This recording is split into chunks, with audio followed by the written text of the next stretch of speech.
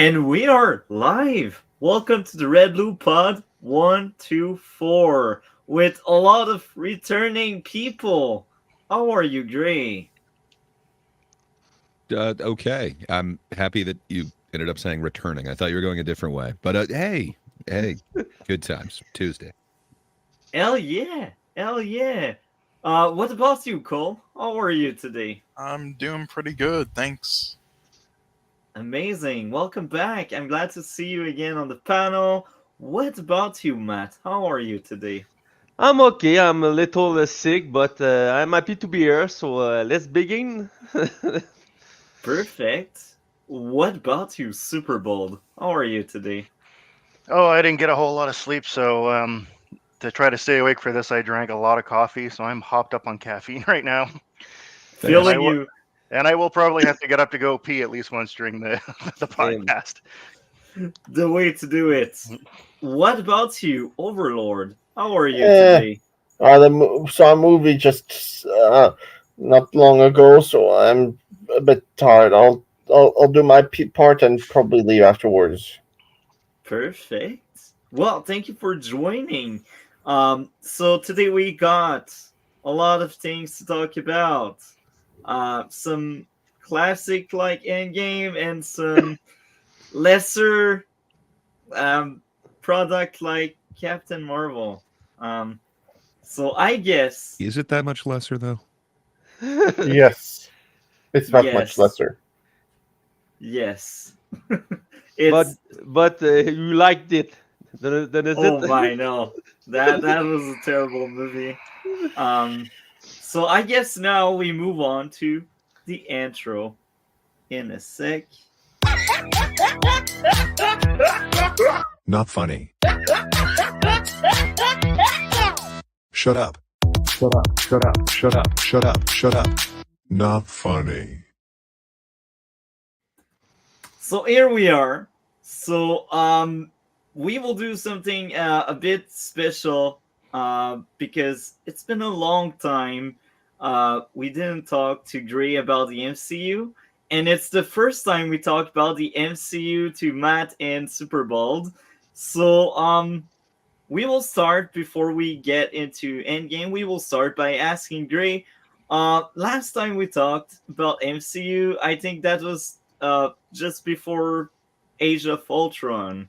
So, what did you think of any movies between Age of Ultron and up to that point? Yeah, they blur together. And because of these two movies, I'm totally over all of it. They blur together. So, there's not a single good movie between Age of Ultron and Captain Marvel. They really blur together at this point. No, if you'd asked me this beforehand, I could have looked into it. But off the top of my head, they all blur together. And these two movies are why I'm totally taking a huge step back from the MCU and just don't give a shit about it anymore. Okay, well, amazing. So I guess I'll pass the mic to Matt. So up to that point, what do you think of the MCU? I'm a big fan of the MCU. First of all, I'm a reader. I read many comic. I'm a big reader of a comic book. I read so many of them, and particularly Marvel and DC. And so when a new movie about DC or Marvel exists, I go to see if good or not. And for the MCU, I know not all movies are great, but for all of them, I like them. But yeah, after Age of Ultron and past to the Endgame, not many movies are great, but overall is all good. And Endgame is like the ultimate Marvel MCU movie before the little drop you have now when many movies are not good and when so it's time to time when you have one movie like Deadpool 3 this summer. But yeah, overall, I'm easy to like all this stuff because I'm a comic book guy. So yeah. Perfect. Thank you for sharing. So, SuperBald, I don't know how much aware you are of the MCU. So, what's your experience with that movie universe? Not extensive. Over the last 15 years or so, because of lots of stuff going on in my life, I kind of lost interest in movies. I've rekindled it recently, mostly thanks to this podcast. But out of the, what is it, like 30, 40 MCU movies or something? I don't know. I've seen, I think I counted four. Oh, Not so not two ca- of them not are tonight. and not Oh, counting the ones for this podcast.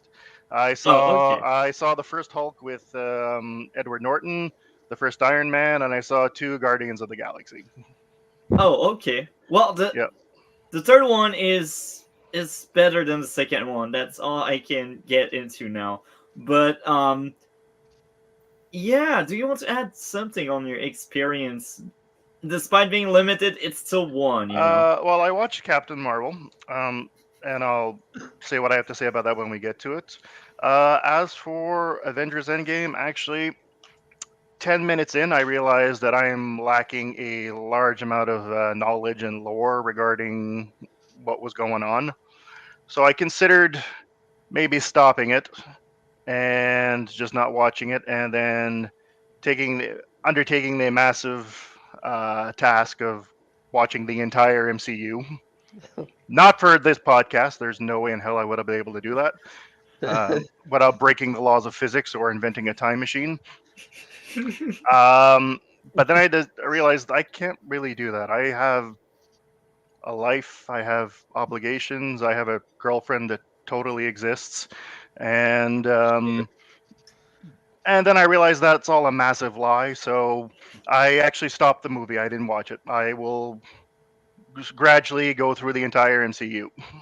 Okay. Well, I gotta say, that's a very weird uh week where you get introduced to the MCU because Endgame is a sequel to Infinity War, a direct Well, sequel. it's like a sequel to like every strand of the MCU.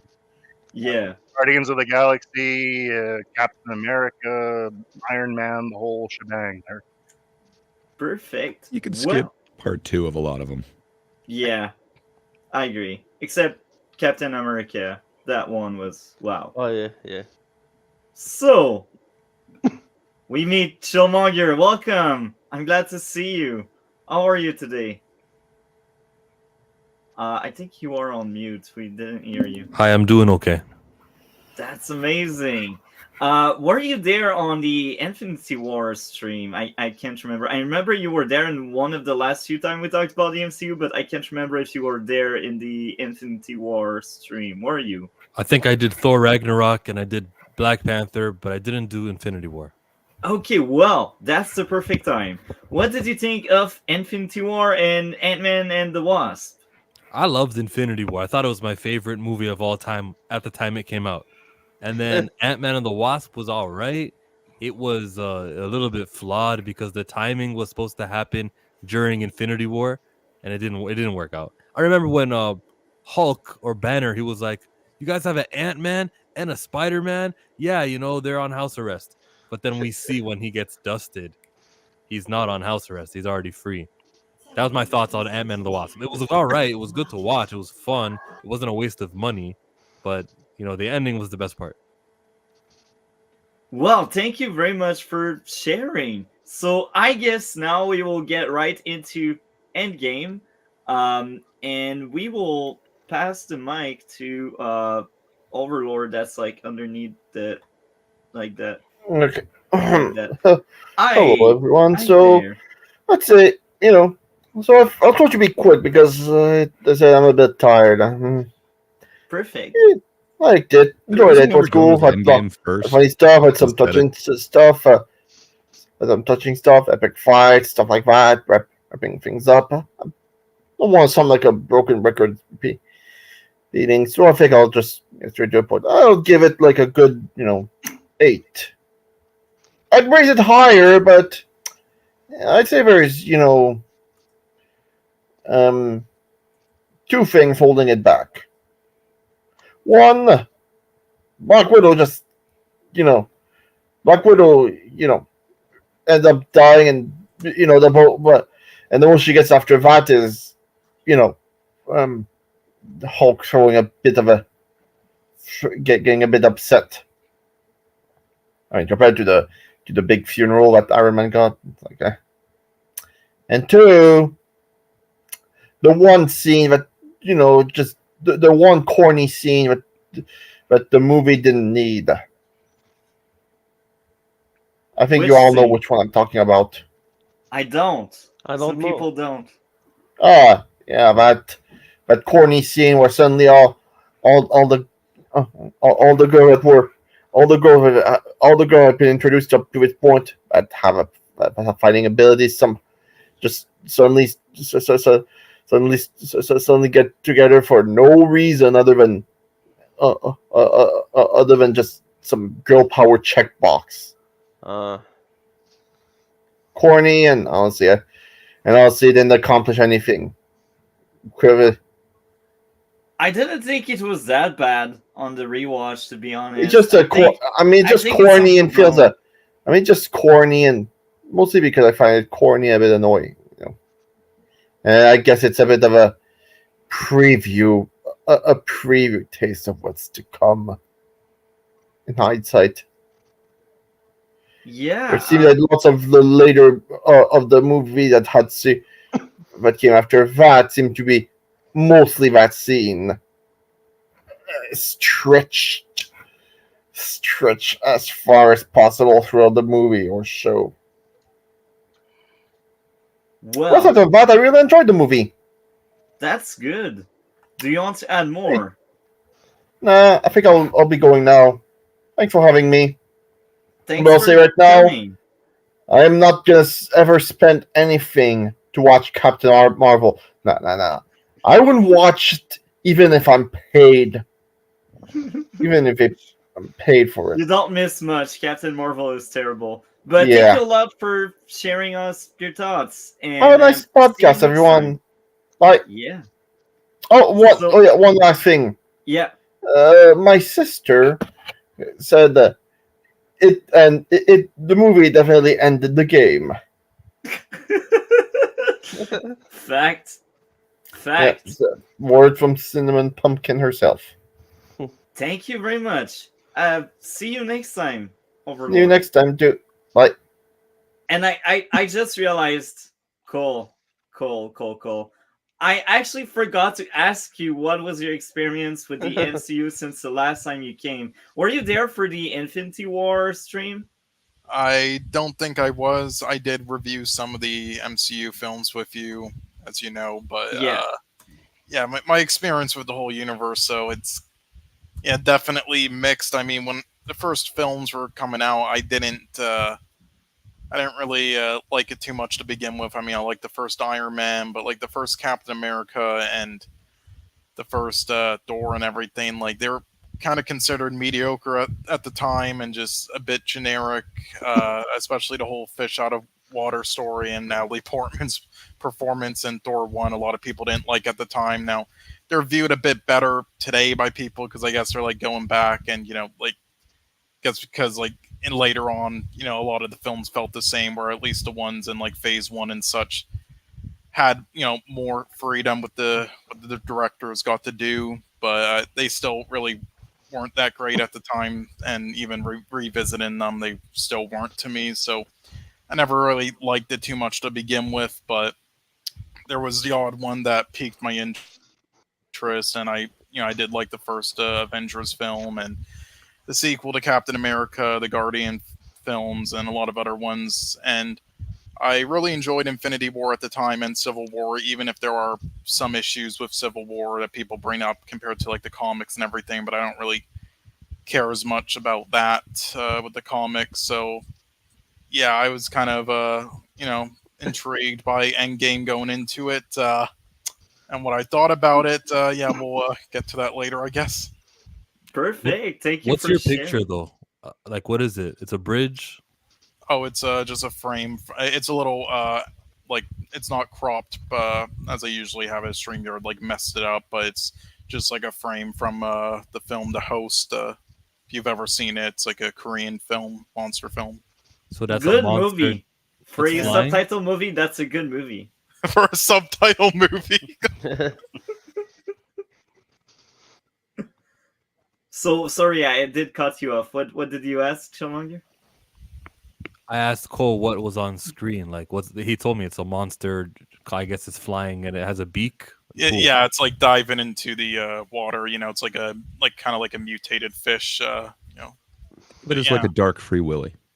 Yeah. If you haven't seen the film though, yeah, it's by the same guy who did Parasite.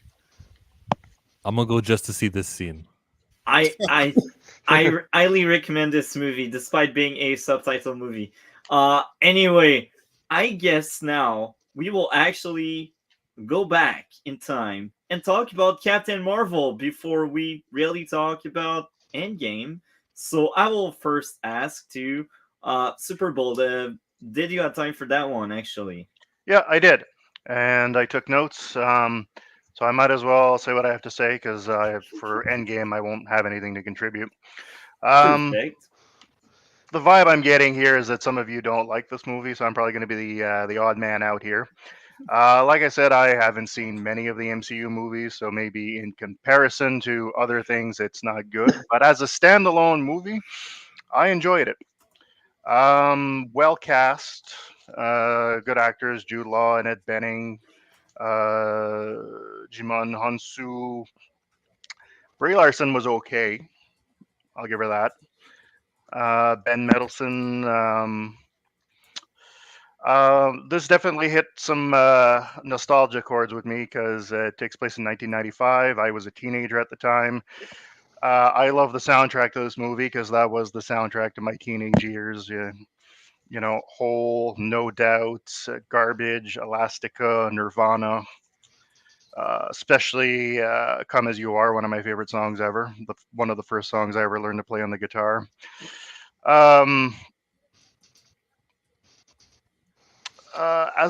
It's a fun popcorn movie. That's what it was to me. A lot of references to the '90s that made me laugh. Windows 90, a computer with Windows 95. They're waiting for something to load. I'm old enough to remember all that. Nerf guns. I even noticed something that I'm pretty sure is a reference to Reservoir Dogs. I forget the guy's name, but the Australian green dude. He shows up at one point with a sippy cup of pop, and it's the exact same cup that Mr. Blonde had in Reservoir Dogs. I'm convinced that's a reference to Reservoir Dogs. It was. They said it in a director's cut. Oh, really? Nice. One thing that really made me smile is that the search engine that she's using is Alta Vista, which was the big search engine in the 90s. And that made me smile because my dad actually worked for Digital Equipment Corporation, which was the company that created Alta Vista. Unfortunately, neither of those exists anymore. And they were using Netscape Navigator. All that made me feel. That? I don't Oh know. my! Netscape. Oh, good God! Don't. You're making me feel old, man.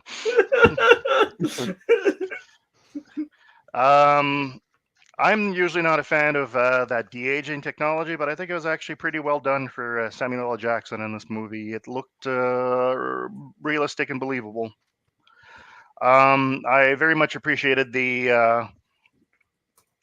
This was really a meta joke with Stan Lee. I know he has a cameo in like practically every Marvel movie, but he's on the bus and he's reading the script for Mallrats, which was a Kevin Smith movie in which Stan Lee had a cameo as himself, and this was long before the MCU and before he did cameos in those movies. So it's kind of a meta joke. I found that hilarious. Yeah, other things I noticed, Game Boy, Blockbuster, payphones, Radio Shack, Smashing Pumpkins posters, all stuff that made me nostalgic and then also made me feel very old. I'm pretty sure I'm the oldest one on the panel here. I think you are. Well, yeah, I think you are. Maybe Yeah, I'm Greece 40. I'm near. 43 years old, so I'm pretty sure Yeah. I am. Yeah, Mm. yeah. Yeah. Greece not that far behind. I think you guys have a few years apart, but yeah, he's near your age as well. Yeah. Um, As for the plot, I didn't think it was anything special. A lot of tropes of superhero movies, action movies, adventure movies, but I found it to be a fun popcorn movie. okay, That's pretty well, much all I have to say now.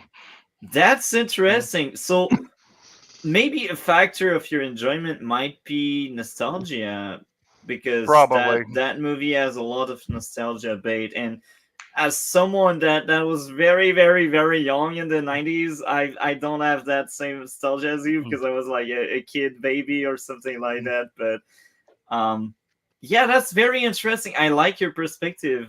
We won't sound like in echo chamber for once. So I will let someone else go on Captain Marvel. Cool. What did you think of Captain Marvel?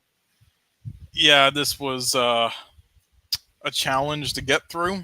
Like I don't think it's like Oh, one of the worst MCU films, but it's definitely down there.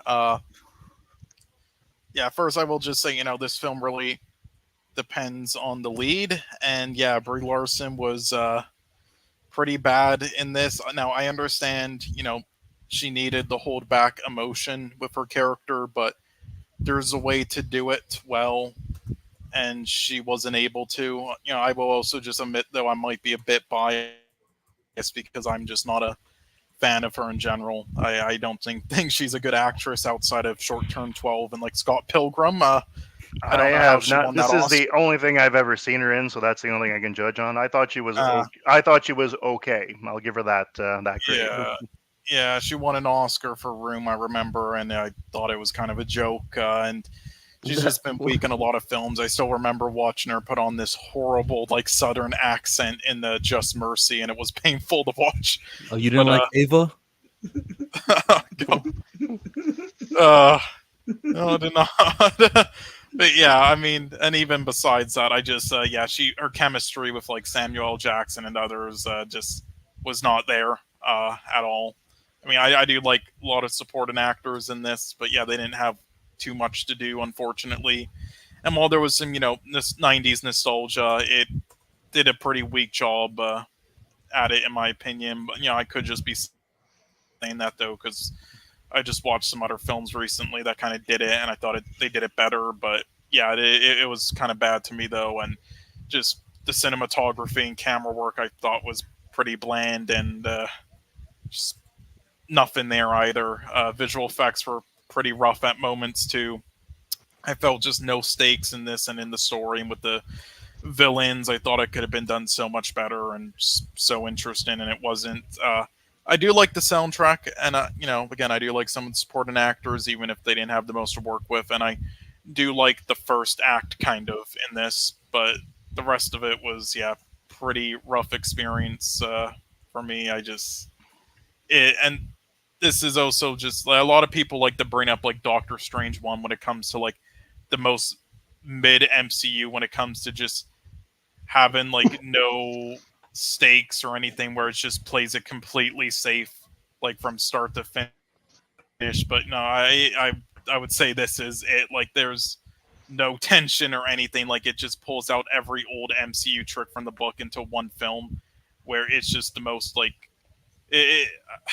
non-creative film ever, or artistically creative film. It just feels like an AI made it. It just, it was. Strange. You at least had the addition. man. Yeah, it just felt like it pumped out quickly before Endgame, so then they can hype her up in it, and which is the only reason why it made $1 billion too, because it was squeezed in between. But yeah, Well, there was more to that. It's not just that it was squeezed in between, but it was heavily implied that you would not understand the end without seeing Captain Marvel first. Endgame would make no sense. You'd just be totally lost. yeah, That's the only reason why I shelled out money on it. yeah, and you see, the Marvels, they then tried, they tried to fix, Captain Marvel and also the character by actually adding, more style and character to it and the others, and unfortunately, that film's like terrible and probably even worse just for other reasons. It like just seemed like a studio disaster and an editing floor. But that's besides the point. But yeah, this was just very just a nothing burger. Yeah. Okay, well, Charles. How are you, Charles? Hi. Welcome. It's my train. So, Oh no, I was gonna say hopefully you're fresh off seeing something amazing, but instead you're gonna Captain talk about Marvel. this. I mean, technically, there's still time, but I'm not. Real quick. Cole just mentioned Doctor Strange. I did see that one as well. I forgot about it. So that one is underrated. So that's I like five. it so That's much. 5 out of the 50 whatever Marvel movies I've seen. I will give you a smaller list so you can kind of catch up without needing to see like 20 plus But- movies. How many are there really? Like, I know I'm exaggerating, but how many? 26, 27, I think. Jesus. Up to Christ. that point.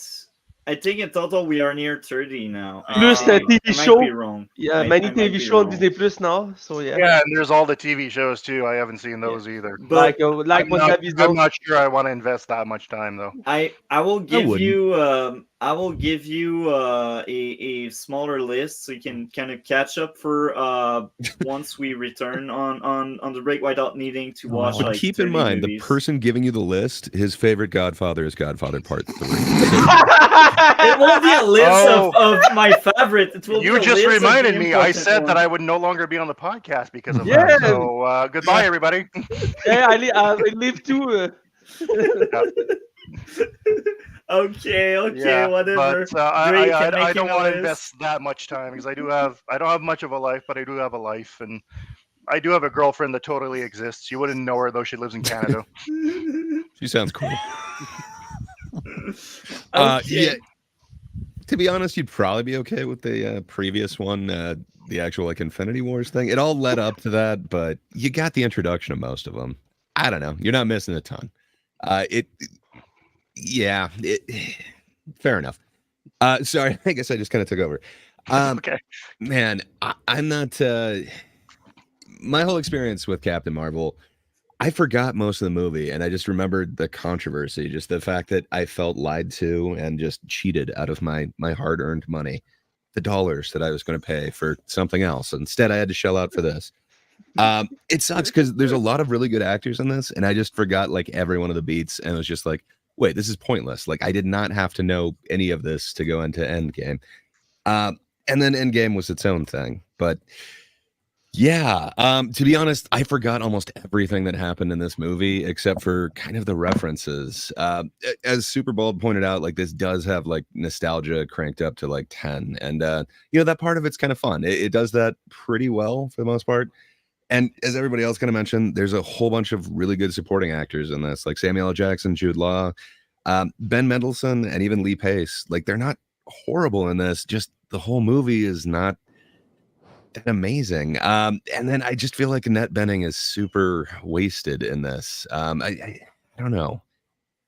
And Samuel L. Jackson, I don't hate the de-aging technology that's used in it. I guess the buddy cop thing is kind of a fun dynamic, but man, they did not find a way to make him move like a younger person. So it's still unsettling. And yeah, it just gets weirder from here with the whole de-aging thing.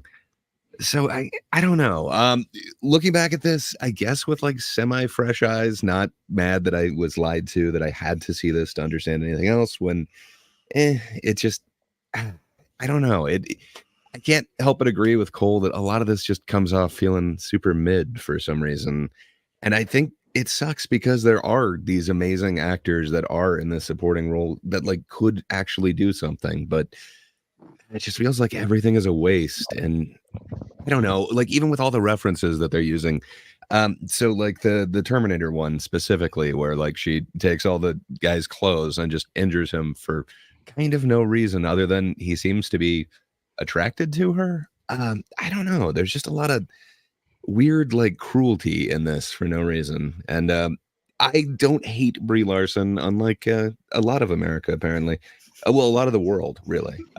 She's international now. But this is one of my least favorite performances from her. In the Marvels, she ends up bringing a little bit more personality into this character, and I guess she's supposed to kind of be blank in this one, but man, it really comes off as like super standoffish and hard to actually want to root for her. It's a really off-putting performance in a weird way, and it sucks because I've seen her actually be, I don't know, engaging. Like, I've wanted to watch things that she's done before. I get that it's kind of a choice for this character, but man, there's just so much in this whole series, kind of from this one on, where it's like, but there's a huge plot hole there. Like, why exactly is this happening? And maybe it's the way they explain it, but these guys that can kind of travel faster than the speed of light are looking for these light or faster than light speed engine. Like, I don't know. It all seems like kind of, it doesn't seem to make sense. Where in the next one, there's another plot hole that apparently she could have done the thing that she does at the end all along and just never did it. So why does that movie exist? It feels like maybe there is something else that they could kind of explain in this, but man, it feels like such a waste of almost all of these characters and this world, especially when they had so much kind of going at this time. There was so much hype and so much love after kind of Infinity War and everything that led up to, and then it seemed like there was some like real stakes, and then all of a sudden we're kind of going to this world and this particular story. It seems so small and insignificant based on where it is. I can't help but come away with the feeling that I was swindled on this, but even if I wasn't, and I'm just looking at this in a vacuum, it's just such a mid movie. I guess I'm just stealing what Cole is saying, but it's just nothing seems to be super significant. I mean, I guess we get introduced to the Flurkins, and horror ensues for Samuel L. Jackson's character. But other than that, it doesn't seem like there's anything that really goes on with this. Are the and then Flurkins something big in the other movies? Like I haven't seen them, so the can't Marvels they remember. play Oh, a yeah, huge you're role, right. but aside from that, no. They really only come up with the whole Captain Marvel thing. okay. But I mean, I guess it shaped Nick Fury forever. So, I don't know. I'm just left disappointed with this, and even without the, I don't know, that whole controversy of you need to see this to understand Endgame. I just don't see a point for this movie, I guess. I don't and agree it sucks with because that. I don't agree with that. fair enough. And it sucks because I don't hate the character. I did Captain Marvel, but my kind of favorite version of Danvers is, I guess, Rogue from X-Men once she absorbs her powers. So I want the character to exist because it is the road to get to where I want to be with this thing. But man, I can't help but think there's so many better stories that they could have gone with. So it kind of leaves me just wanting more, and not in a good way. Just I wanted something better than what every one of these actors kind of got here. But perhaps I'm wrong. If somebody else had a different experience, good for you. Question that's kind of unrelated. Are the X-Men movies considered part of the MCU or separate? No, yes well, and no. sort of. Because I've seen They- I've seen most of those, and some of those made me question my life choices. So all of those Yeah. movies are their own thing. It's the Fox universe, but now Yeah. that they did Deadpool Wolverine, it's sort of tangentially related. And then they did another thing in one of the other movies that kind of combines the worlds, but it all leads up to, I think in like 3 movies, they're doing Avengers versus X-Men. So Okay. it will be together, but currently no. They're 2 separate universes. Yeah. Like you can understand the MCU without watching the Fox universe, and you can Okay. understand the Fox universe without watching. So they the are MCU. separate. Okay. Yeah. Aye. Depends on which Quicksilver you're like. Something that something that Gray said though. The thing about we find out how Nick Fury lost his eye. That's one thing though that I didn't like, and I don't like in like origin stories where they explain it where every little thing came from. Like in the Han Solo movies, like he called him Solo because he was by himself. That kind of dumb stuff. You're right. Yeah. That's dumb. So great. Do you want to add something on Captain Marvel for now, or we can pass the mic to Matt? Just the whole ending seems like such a letdown. Like, I don't know. How would Jude Law not know that like her punches could be that effective? I don't know. All of it doesn't quite make sense to me, but Fair enough. Now we have this new character. Yeah, I guess that's probably my experience with this movie. Okay, well, Matt, this shall be your go at Captain Marvel. What did you think of that movie? Yeah, okay, first of all, Captain Marvel and Ant-Man and the Wasp, I think these two movies are like a break in between two big Avenger movie. This movie is not here to be a big the same as Avenger, but is here to be funny. And for that, I think these two movie work. And Captain Marvel for me is a okay movie. It's not a bad movie. It's not one the top of the MCU movie. But for what is that? For what is give us is a okay movie. And Brie Larson is okay. And Captain Marvel. I'm a fan of this actress. I see her for the first time in the sitcom community. She have a small role, but a funny role in this show. After that, I see in Scott Pilgrim vs. the World is one of my perfect movie, favorite movie of all time. But yeah, for Captain Marvel, for me, is okay. The big problem is the story. It's not a great story for that. But when I see the first turret, I was like, oh yeah, the Skrull was the bad guys finally. But when I see the movie, I was shocked to see that not the Skrull are not the villain. For me, that was a a great twist because, like I say, I'm a comic book guy. I'll read many of them, and then the comic Skrull are bad guy and great bad guy.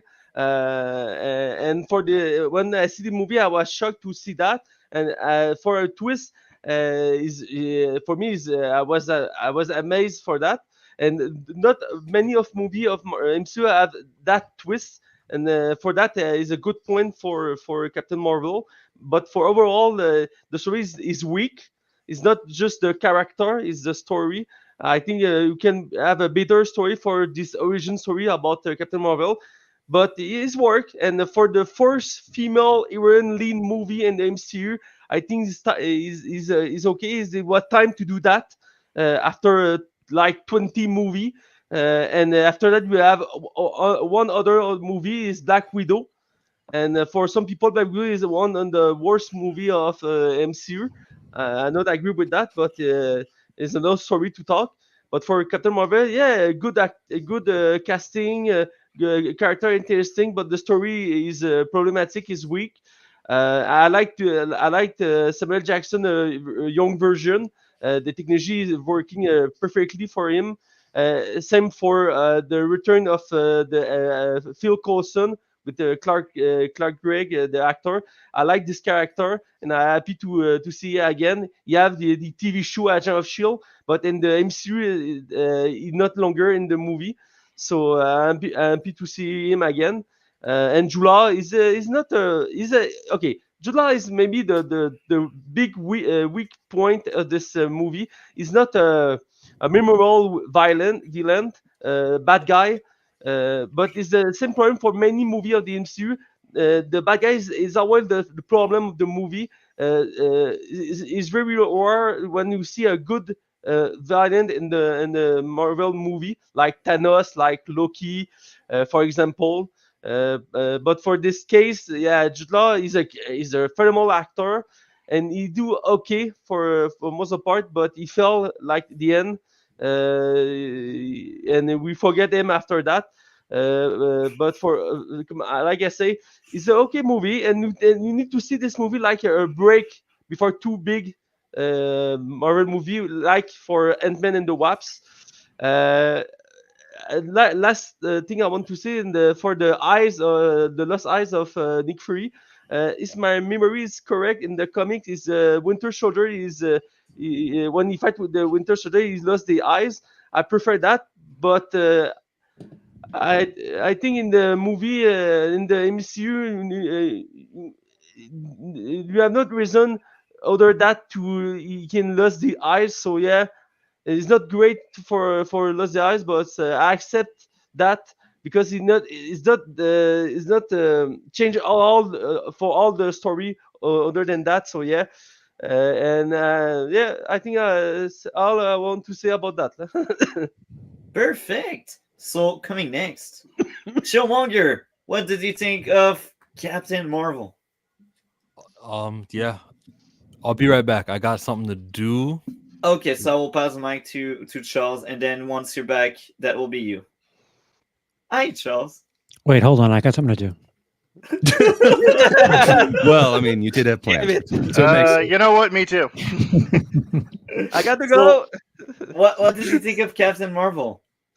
I was just checking while you guys were talking about it, and prior to what phase 5? What are we on right now? We 5? are on 4? 5 right Five. now. We start 5. Yeah. Yeah. Prior to everything after Endgame, it was my Yeah. least favorite Marvel movie. But I also have it ranked as a 2.5 out of 5. That has changed since a handful of movies that have come out in the last 4 or 5 years. But it's not really surprising to hear the complaints that are being hurtled towards this movie. It's Marvel during the mid 2010s. It's safe. It doesn't take risks, and it's awfully mid. A lot of these movies, when you break down the hype and everything, they're just very by the numbers, safe. Moving a grander picture along, and not really dropping the ball in doing so. It's retroactively setting something up for a movie that is coming up next for the bigger picture. It's not terrible, but it's not memorable, and that is a lot of the problem with a lot of the Marvel movies, that they're just kind of they're there. And yeah, cool. Great soundtrack. It feels like it takes elements of things that should stick with you, but they're not enough to go back and say, hey, let me watch this movie so that I can see what a blockbuster looks like. But that's Marvel for me. I'm not quite an MCU guy. They're awfully paint by numbers and mid. I mean, even greater mid is like what? Captain America? And I'll see myself out. Okay. in a lot of people's opinions, yes. Some people hold him up as their favorite. He does have one of the stronger journeys throughout these films, but I don't know. Yeah, but what is memorable? I mean, I prefer Winter Soldier over the first one. The first I Avenger. agree. I'm But with you. But you kind of need to know where he came from in order to get to where his mindset is for, like, Winter Soldier or Civil War. Yeah, but you Yeah. also need to know how to cook the cookie dough and read the instructions there. It doesn't mean that it's going to stick Not with you. necessarily. Cookie dough is a treat, and it's amazing. Sometimes it doesn't need to be cooked. I remember the cookies, not reading the cook times for everything. So it's you need to know this to understand this. I mean, you can do that and still have it be memorable. Marvel is kind of guilty of just, all right, what is the shortest amount of homework we need to do? And they do that consistently. I think this see is- where you're coming from. I see it. New York. And you you're want live from New York. Don't get me started on that movie. Wait, is this a pre-tape? Do you want to add It's more? not on that, Saturday Charles? night though. No, please carry. Okay. Chillmonger. Looks like you're back. That's your goal now. Captain Marvel. What did you think of that one? Oh, it was a cool movie. I thought that the trailer, when they showed her glowing up and doing the Super Saiyan thing, going through the ships, boom, boom, blasting everything. I said, this is what they're showing us in the trailer? Then this movie's going to be awesome. That was the best part of the movie. So they shouldn't have put that in the trailer. But not much character development from her, because of course she was possessed or mind wiped. So it didn't mean though that there wasn't like an intriguing part of unsolving the mystery, and I was on board for it. The friendship between her and Monica Rambeau's mom, Maria Rambeau, that was all right. That was something there. And then, it was a lot of setup, because we would see Maria Rambeau as the alternate Captain Marvel, because in universe 838, was that the one in Multiverse of Madness? That universe? She's the one who drives the doctor or flies the doctor, and she's the one who gets powers. So we got some setup there. And of course, her daughter is the actual superhero Photon. We got to see her in the beginning stages. We got to see setup of some shield stuff. Setting up the Skrulls was cool because in following movies like Spider-Man Far From Home benefited from like the shock. Oh my god, Nick Fury was a Skrull. It was Talos. It was Talos the whole time and during that movie, and he was acting like Nick Fury. What's Nick Fury doing up there? I mean, even though they didn't really pay off on the Skrull stuff too well, it was cool to know that they were setting up Skrulls, and they did a lot of explaining of that, and they found a movie to do it. It was in between Infinity War and Endgame, and I think the studio had a story to tell, which they planned for years. Infinity War here, and then the second part is Endgame. But our studio was so popping, we need to have 3 films a year. So let's make Ant-Man and the Wasp, and let's make Captain Marvel. And the way we'll do Captain Marvel is we'll go back in time, so it really doesn't interfere. But they tried to make things connect. They used an Infinity Stone over here, and when I saw that Infinity Stone, I got a little bit raised my back in my seat. So what's the saying? I was more tentative when I saw that Infinity Stone, and I'm like, okay, so then she gets her power from the stone also. Well, I remember they said that Wanda had a connection with the stone, so maybe she could destroy a stone. So what does that mean for Carol? Carol can do the same thing. There was a lot that happened here, which was like keeping me interested. And I know it's in the second half, the bottom half of Marvel films, but it was still a good, enjoyable watch for me. Watching Nick Fury in the early stages, and how he kind of changed a little bit, that was cool. And yeah, seeing him run, he felt like a 70-year-old when he should have felt like a younger guy. The technology was cool. They got his hairline a little bit lower, and I got to see how they did it with the dots on the person's face. That was remarkable, and I feel like it was maybe that's where a lot of the budget went to, and we didn't see so much action flying and smashing and photon blasts and stuff.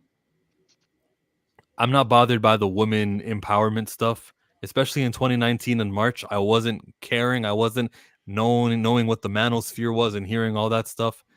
I still cringed in Endgame, but I didn't. That didn't affect me here in this movie. I just saw a movie, and a guy asked her to smile, and that's no one wants to be told to smile. The last thing I'll talk about is the Nick Fury eye. In Winter Soldier, he said, "Last time I trusted someone, I lost an eye." And to see it was just a little flirkin thing that they threw in the movie. Yeah, that was very much like Solo. Oh, you're alone. You're Solo. That's your name now. That was stupid. Okay. Do you want to add more? I think I'm good. What else? What else can I add to the movie? She didn't deserve an Oscar. It was really about everything happening around her that was interesting to me. We didn't get her personality. That's true. I fully agree with that. Oscar. Oscar. Not for this movie. It was for something Room else. or I don't know. Yeah. I don't pay attention to the Oscars. Me neither. I think Cole is the Oscar specialist there. Cole, what Oscar did she get? Yeah, it was for Room. I mean, I'm not, I don't love the Oscars or anything. I hate them, but yeah, I do still keep track of it, because I do find it interesting and funny in both good and bad ways. But yeah, it was for Room. Also pretty good at predicting them. Yeah, true that as well. But because I know how these old men think. But yeah, and the main reason Oscar bait is definitely a thing. Yes, yes. It's mixed. So a lot of people, it depends on the year. Like things and themes change. Like one film, people will be like, "God, it's not Oscar like quality," but then it'll be the opposite another year. Or people will say stuff like Everything Everywhere All at Once was Oscar bait, but it's like, what? It's like not something at all they would ever choose. And then other years, there'll be something like, oh, Oppenheimer is deserved, but Maestro's Oscar bait, which I didn't like Maestro, but it's like they're both black and white biopics, so what's the difference? So it's all just weird, but Wait, yeah, Captain Marvel was considered Oscar bait? No, not at all. Oh. But yeah, again, the main reason she won for Room though is just because Jacob it's Tremblay. weird. Honestly, I don't even like him much at all in that film. But Yeah, I don't like that film much in general. I think that is total Oscar bait. I like the premise, but God, I thought it was handled kind of poorly. But yeah, no, the main reason she kind of won that Oscar is because there's something that it's similar to how like with makeup and hairstyling, the Oscars really love films that like use fat suits. It's like for some reason with performances like that, they really love it when like actresses like don't wear any makeup and anything and just like put themselves out there, and that's what kind of she did in that role. So she was like overhyped to the moon, and yeah, it's just it wasn't did not deserve an Oscar, but whatever. I think a lot of things like that happen. So I guess that was the very small tangent on Oscar. And now it's my go to talk about Captain Marvel.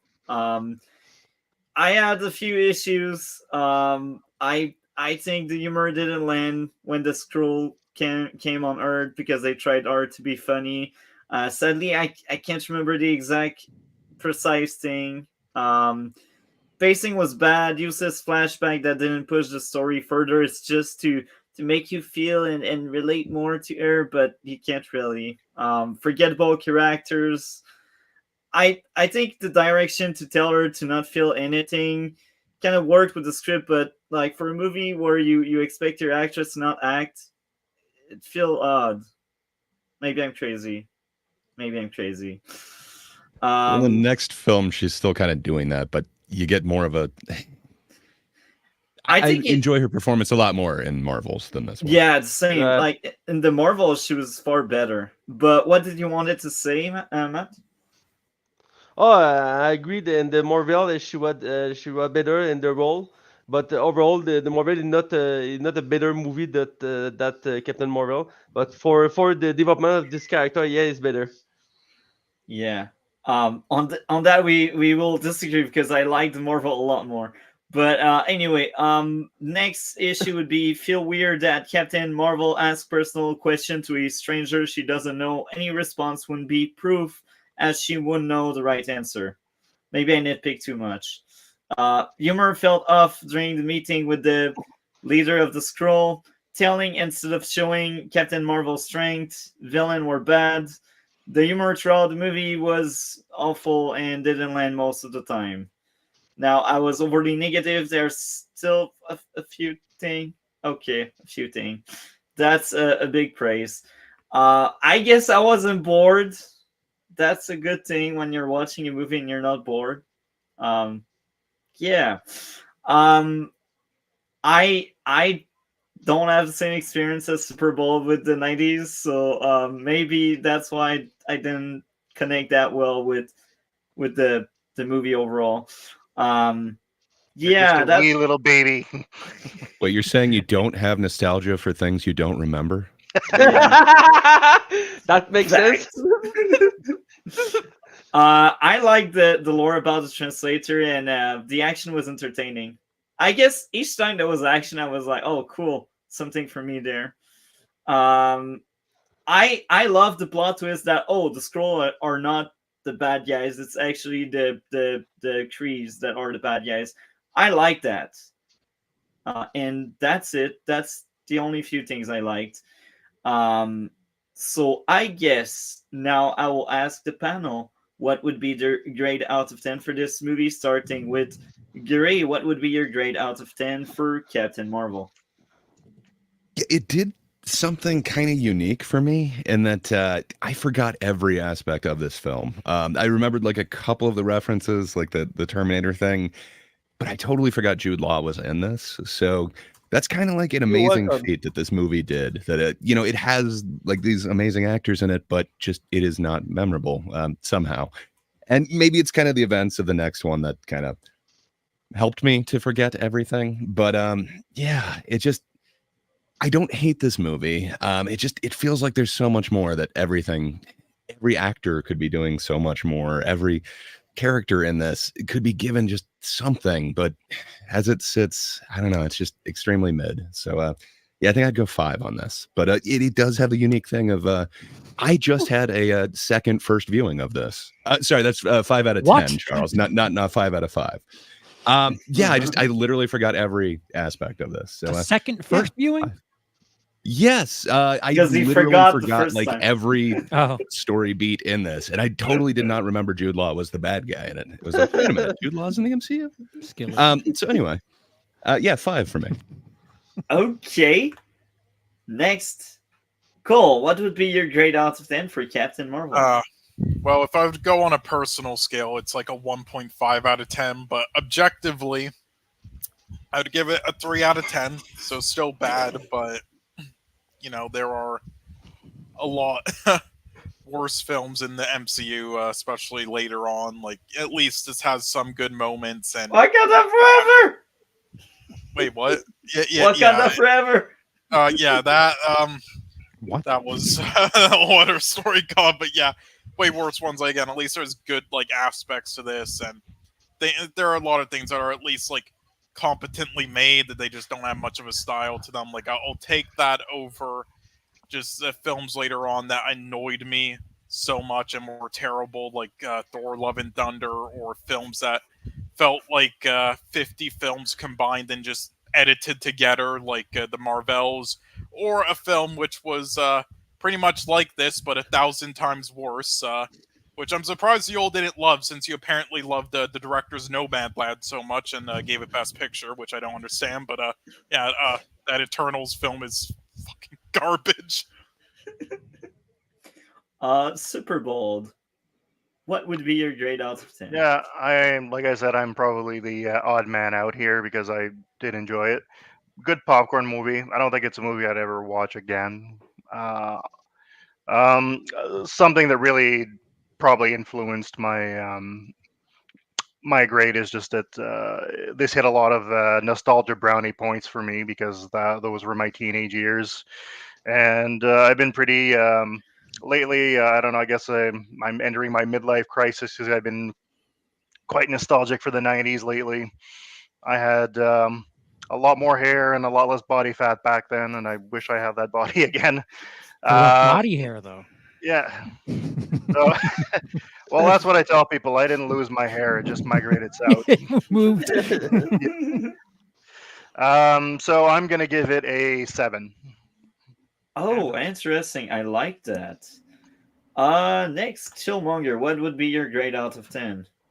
This was okay. This was a quality movie. When I go in for superheroes, I want superheroes. I want effects, which they nailed. I like the building. Good costumes. Music selection was all right. Enjoyable. Wasn't too long. Didn't overstay its welcome. Good pace. I give it a 7 also. Interesting. I like that. What about you, Matt? Like I say, I think it's not a bad movie. It's an okay movie for the MCU, and for the first time you have a female lead for a MCU movie, and for that is about time. And for me, Brie Larson is a great actress. Yeah, in this movie she had not much to do, but is the main problem is the story. Other than that, all the other thing is working. For me, I give him a 6 out of 10. It's a okay movie and like a popcorn movie, a fun movie to watch. I see two times this movie. I don't think I see often of this movie, but yeah, it's a okay movie. Okay. Well, I think I'm next. I give this movie a 4 out of 10. So And you give for Godfather 2, you give how many? a 9. I think it was a 10 out of 10 for that one. No, for you, that was Murphy, a wasn't it? 9. What are you talking about, Jay? Damn, But man. keep in mind, for 9. him, an average movie, just like mid, would be 7 out of 10. Yeah. What's wrong Yeah. with So you? 4 is man? really 9 low out for of me. 10 for Godfather 3, really? Yeah. God, That was he the is- average of the trilogy. I want to put What's this wrong into with you? more perspective. All right, he's Fuck given it, films. man. Yeah, so he's given films like this, like the first Scream and Banshees, a 4 out of 10. He's given the Star Wars Christmas special a 5 out of 10, higher. Hell yeah, I like the 5 out of Star 10 Wars for the Christmas Christmas. special more than this. It's the worst thing Star Wars You know has it's ever bad made. when you make me swear in French, so. Okay, Yeah. but it does flesh out Chewbacca's family. We finally get to meet his parents. Hell yeah, Yeah. that's how we do it. Yeah. So, Charles, find do out you how it gets remember made? giving a grade to that movie in the past? I Yes, think if you said just- 2.5. By 10, You just take my 2.5 and double it, and it's a 5. Okay. Based. Well, based. Not out of 5 though. So I guess now we will move on to Endgame, except if you guys would like to add more to this. No. Okay, perfect. Well, SuperBald, you said you watched like 10 minutes maybe. So if you want, you can take a break and leave us if you want. Yeah, Because we will I will have to spell. go pee because of all that coffee I drank. But no, I'll stick around. I don't. Okay. If don't worry about spoilers because I won't remember any of it. Like, Oh, okay, perfect, amazing. like Chill was explaining stuff earlier about one of the movies I hadn't seen. To me, it was like he was talking about Sunday dinner with his grandma. I had no idea what he was talking about. Perfect. I'm back. Okay. Not So all of them. Excuse me. I guess we are now into Endgame, and I will let what this time around should start. You know what? We will let Cole start on that one. Endgame. What did you think of that, Cole? Yeah, I thought this was the most just cookie cutter blockbuster film I've ever seen. Again, I could just be a hater. I could have just gotten tired of the MCU at this point, but yeah, it's almost like this script was written by a 7-year-old the night before. Damn, man. Yeah, I'm. Like I was saying, I don't read. Well, I don't read too many comics, and I didn't read comics at the time when I saw this and other comic book films. I just mostly care about the film still and how they're done there. So I didn't know like anything that would happen or any spoilers.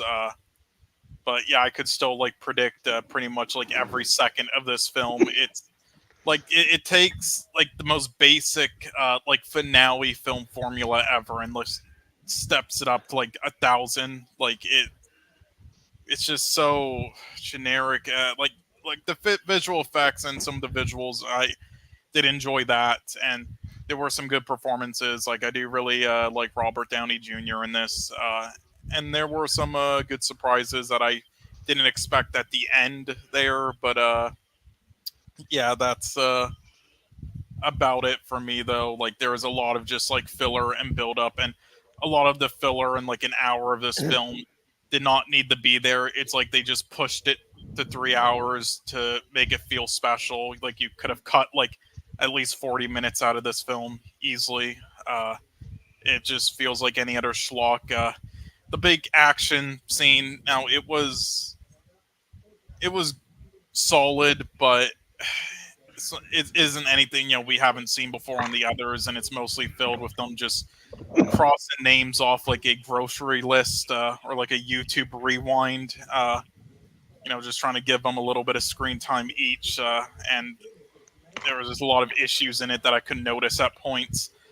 Yeah, there's also some hilariously forced moments there, but yeah, and this doesn't just stand on its own as a film as well as others. Like Infinity War has a lot of fan service and everything, but I still think it stands on its own pretty good. But this is just complete fan service. Yeah, it wasn't just. I don't have like really much else to say. Let's see. Yeah, Captain Marvel was horrible in this. In every scene she was in. Yeah, I really don't have much else to say. It's just like sure the score and other things were also good, but it's also just the same ones they used in their other films as well. Yeah, it's again maybe I was just like too cynical at this point and tired of this formula, but yeah, I rolled my eyes at certain moments while watching this in the theaters.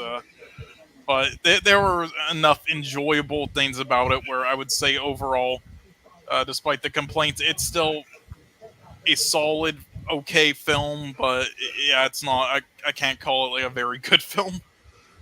Okay. Do you want to add more? No, that's about it. Just the Russo. Oh yeah, and the Russo brothers are hacks. Okay, well said. I guess you are next, Matt. What did you think of Avenger Endgame?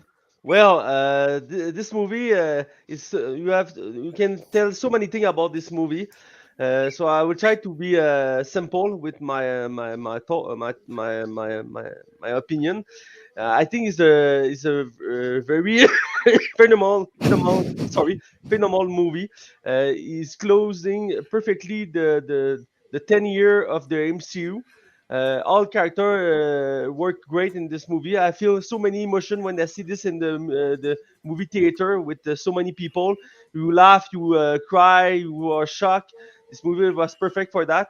But yeah, for the story in general, sure, the story has many flaws, many problems, but you can forget that for the overall emotional in the trip the movie give you and all the references give you. If you are a fan of this universe, you're a fan of Marvel. So yeah, for all that, I really like this movie. For many little thing in the movie, like is an example. But when in the end when he go in the travel time, and you see so many reference like the helmet, the original helmet of Ant-Man. For me, it was a great reference for the old age Ant-Man. So for all these little detail, for all the character, for the emotional value, for me, it's work for me. It's one of the best movie of the MCU. Uh, but I don't think it's better than Infinity War. For me, it's the same range, but not the same direction for what you give us. But yeah, overall, for me, this is a perfect MCU movie. I really love this movie. Okay, well, thank you a lot for sharing. Coming next, we got Chillmonger. What did you think of Avengers Endgame? This was for diehards. They didn't do a movie that was for the new experience. When they say it's Marvel Spotlight, you don't need to do any homework to watch anything else. You just can understand and enjoy Echo.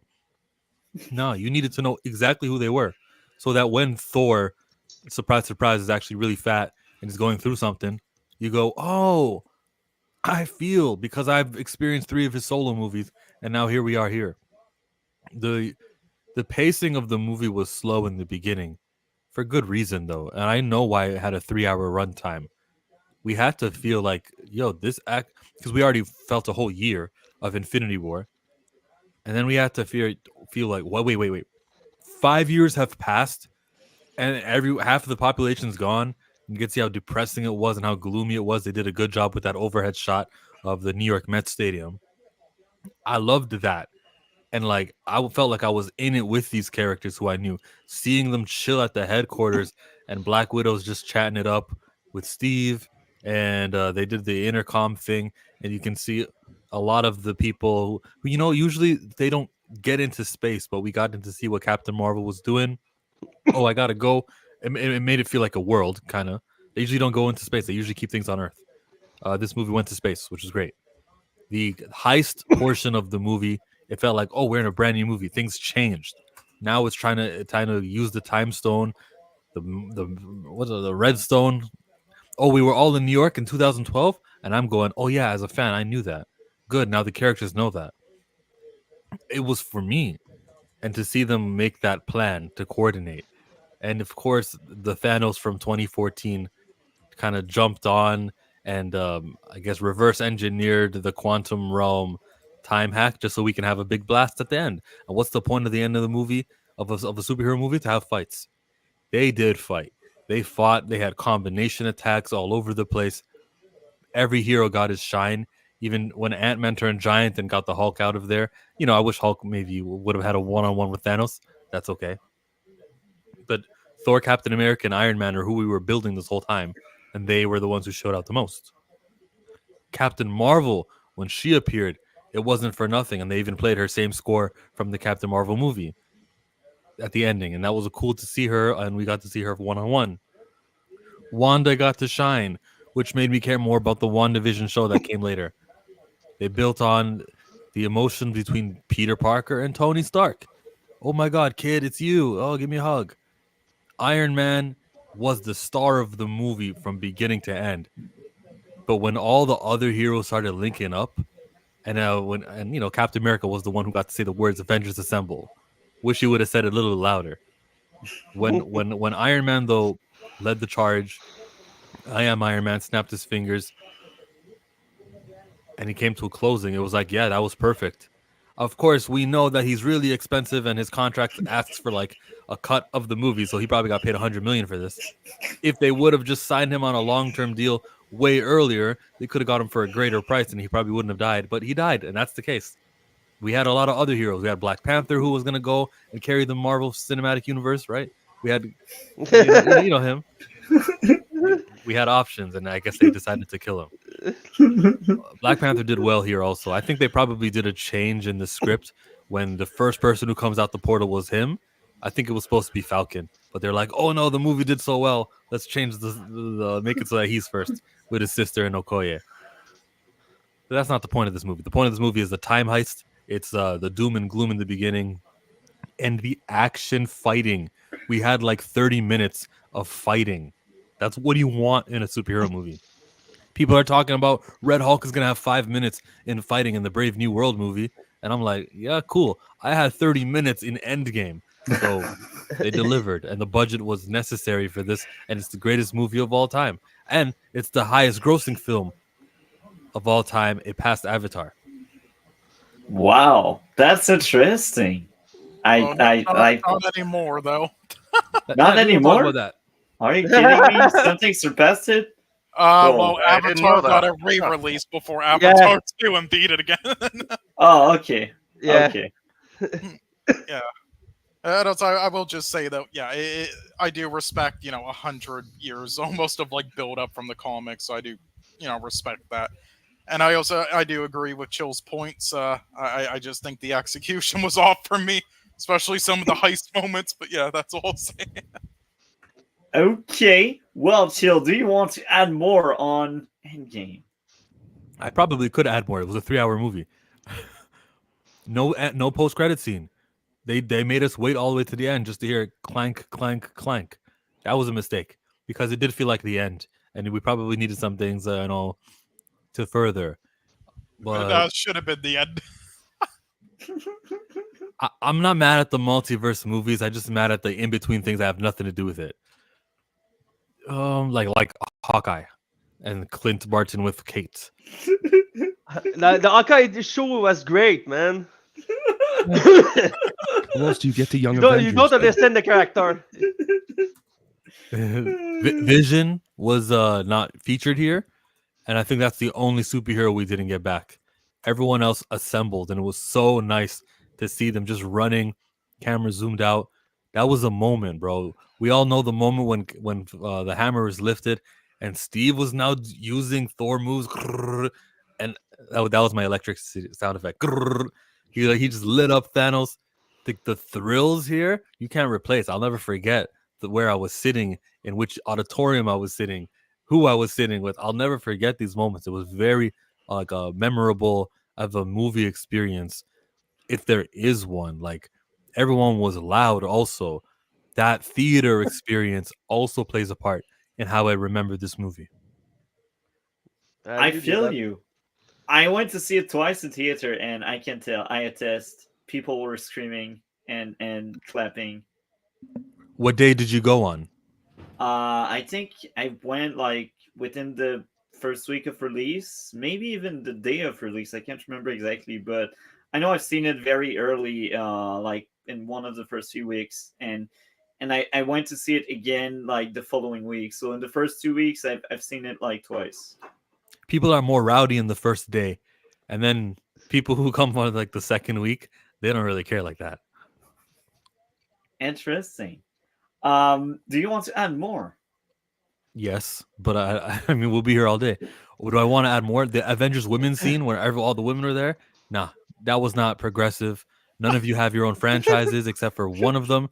Carol Danvers, yeah, I get it. But when you look around, you're like, I guess Wasp, your name was on the title. But like everyone else, like feeling all proud and stuff, that wasn't it. That was actually showcasing how pathetic it's been on the female side, because by that point, that was the 22nd Marvel movie, and we only had one superhero who had her own lead. That's interesting. And I feel like Black Widow should have came out Yeah. before Captain Yeah. Marvel. Mm. Well, excuse me. Apparently, I can't use numbers without it switching my icon. Why Vegemite of all things? Somebody was giving me crap. I've also got Marmite. You know, I've got all the condiments. I think I've got a ketchup too. But you know, what can you do?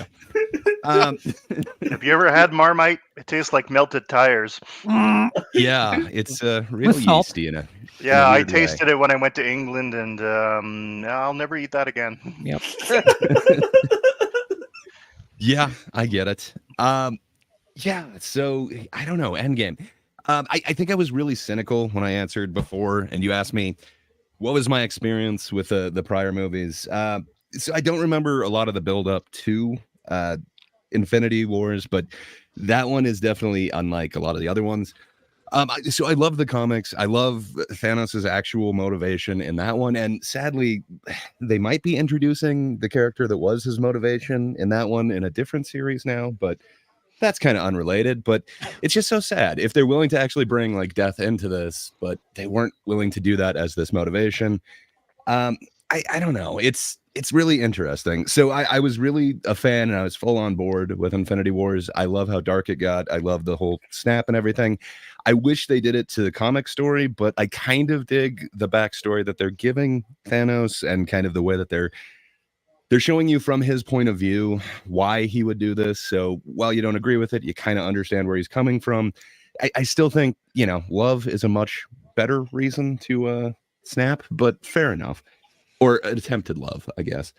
But yeah, so it feels like this one, which is really tied with Captain Marvel, since Captain Marvel came out, I think, March of 2019, and then this one came out April of 2019.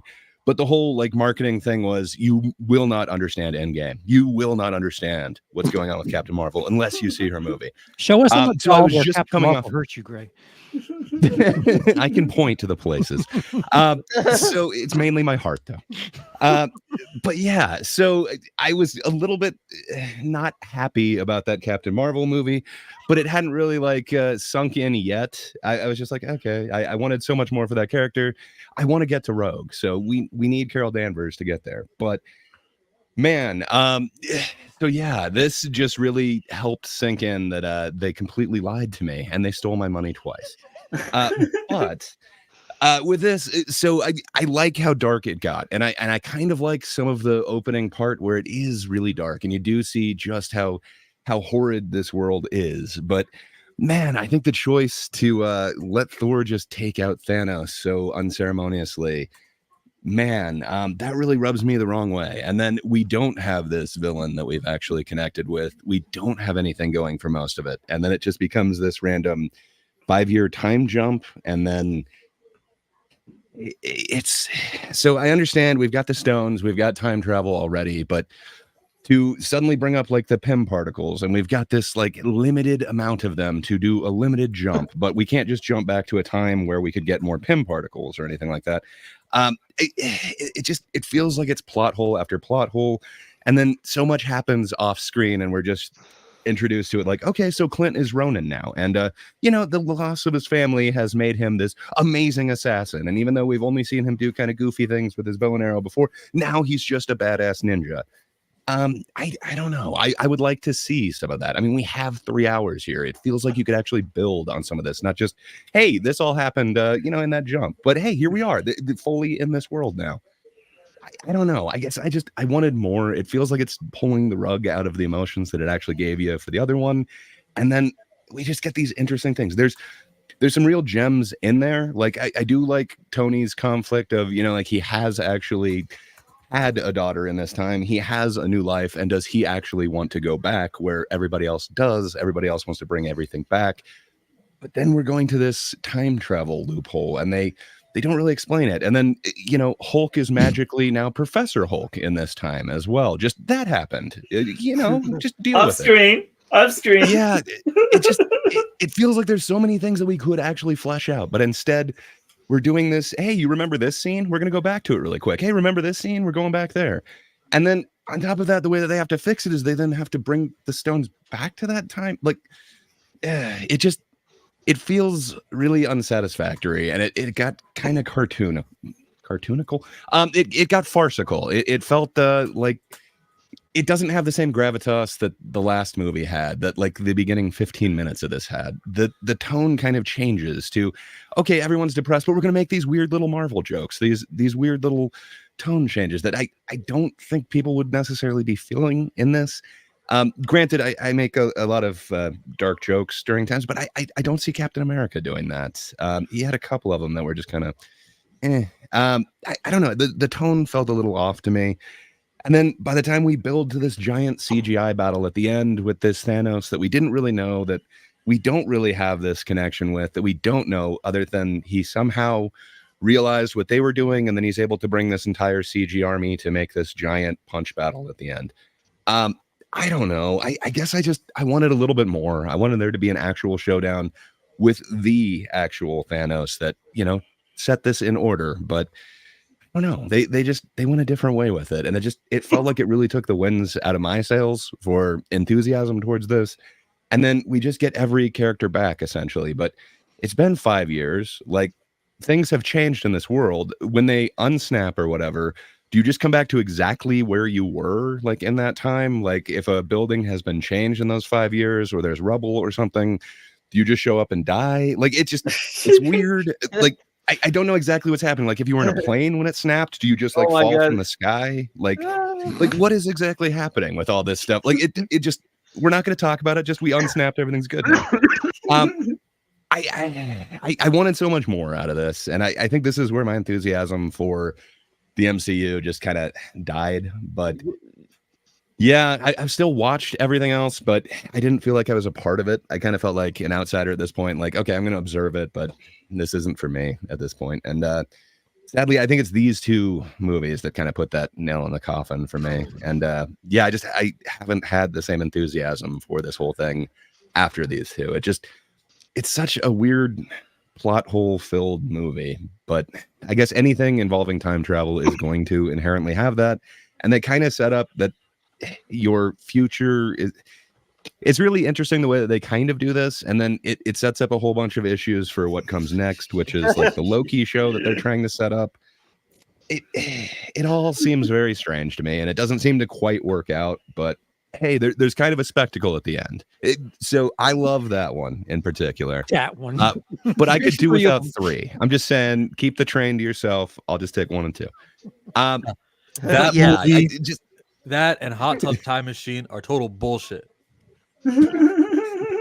Machine call.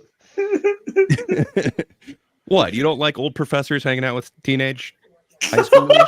Oh, man, it makes sense. Wow. I remember seeing Back to the Future Part 3 in the theaters when I was very young, when it came out in 1990, I think. And the next day I ended up in the hospital with appendicitis. Whoa. And it's the only reason I remember seeing the movie, because I ended up in the hospital the next day. Well, I'm lucky that I didn't have that effect from this movie. I'm sorry that you did. Yeah, I wanted so much more out of this, and I wanted each character to kind of have their moment. They definitely give Tony his moment. I feel like they almost give every character a chance to redeem themselves, except for Thor. Oddly enough, he doesn't really get over his anger issues and anything like this. They kind of leave that for a next movie, and I don't know. It kind of, I guess, people's mileage will vary with that next version. They do end up trying to redeem him, but everybody else gets a moment in this one except for Thor. He just gets like a sentence from his mom, and then he's good. He's back in the game. To me, I wanted more for a lot of these characters that we've kind of gotten to know over this time. And man, the way that there's just so many plot holes. It's hard to go into every single one of them, but for instance, like the whole Captain America thing, I want him to get his ending. I want him to be happy or whatever. But the way that they kind of explained this in the past, I don't know. It definitely feels like a bit of a letdown to me. And then all of a sudden, Sam, who was gone for 5 years, just gets the mantle. I don't know. There's so much that I feel like could have been paid off so much stronger, and I feel like we just wasted a lot of time with this caper thing.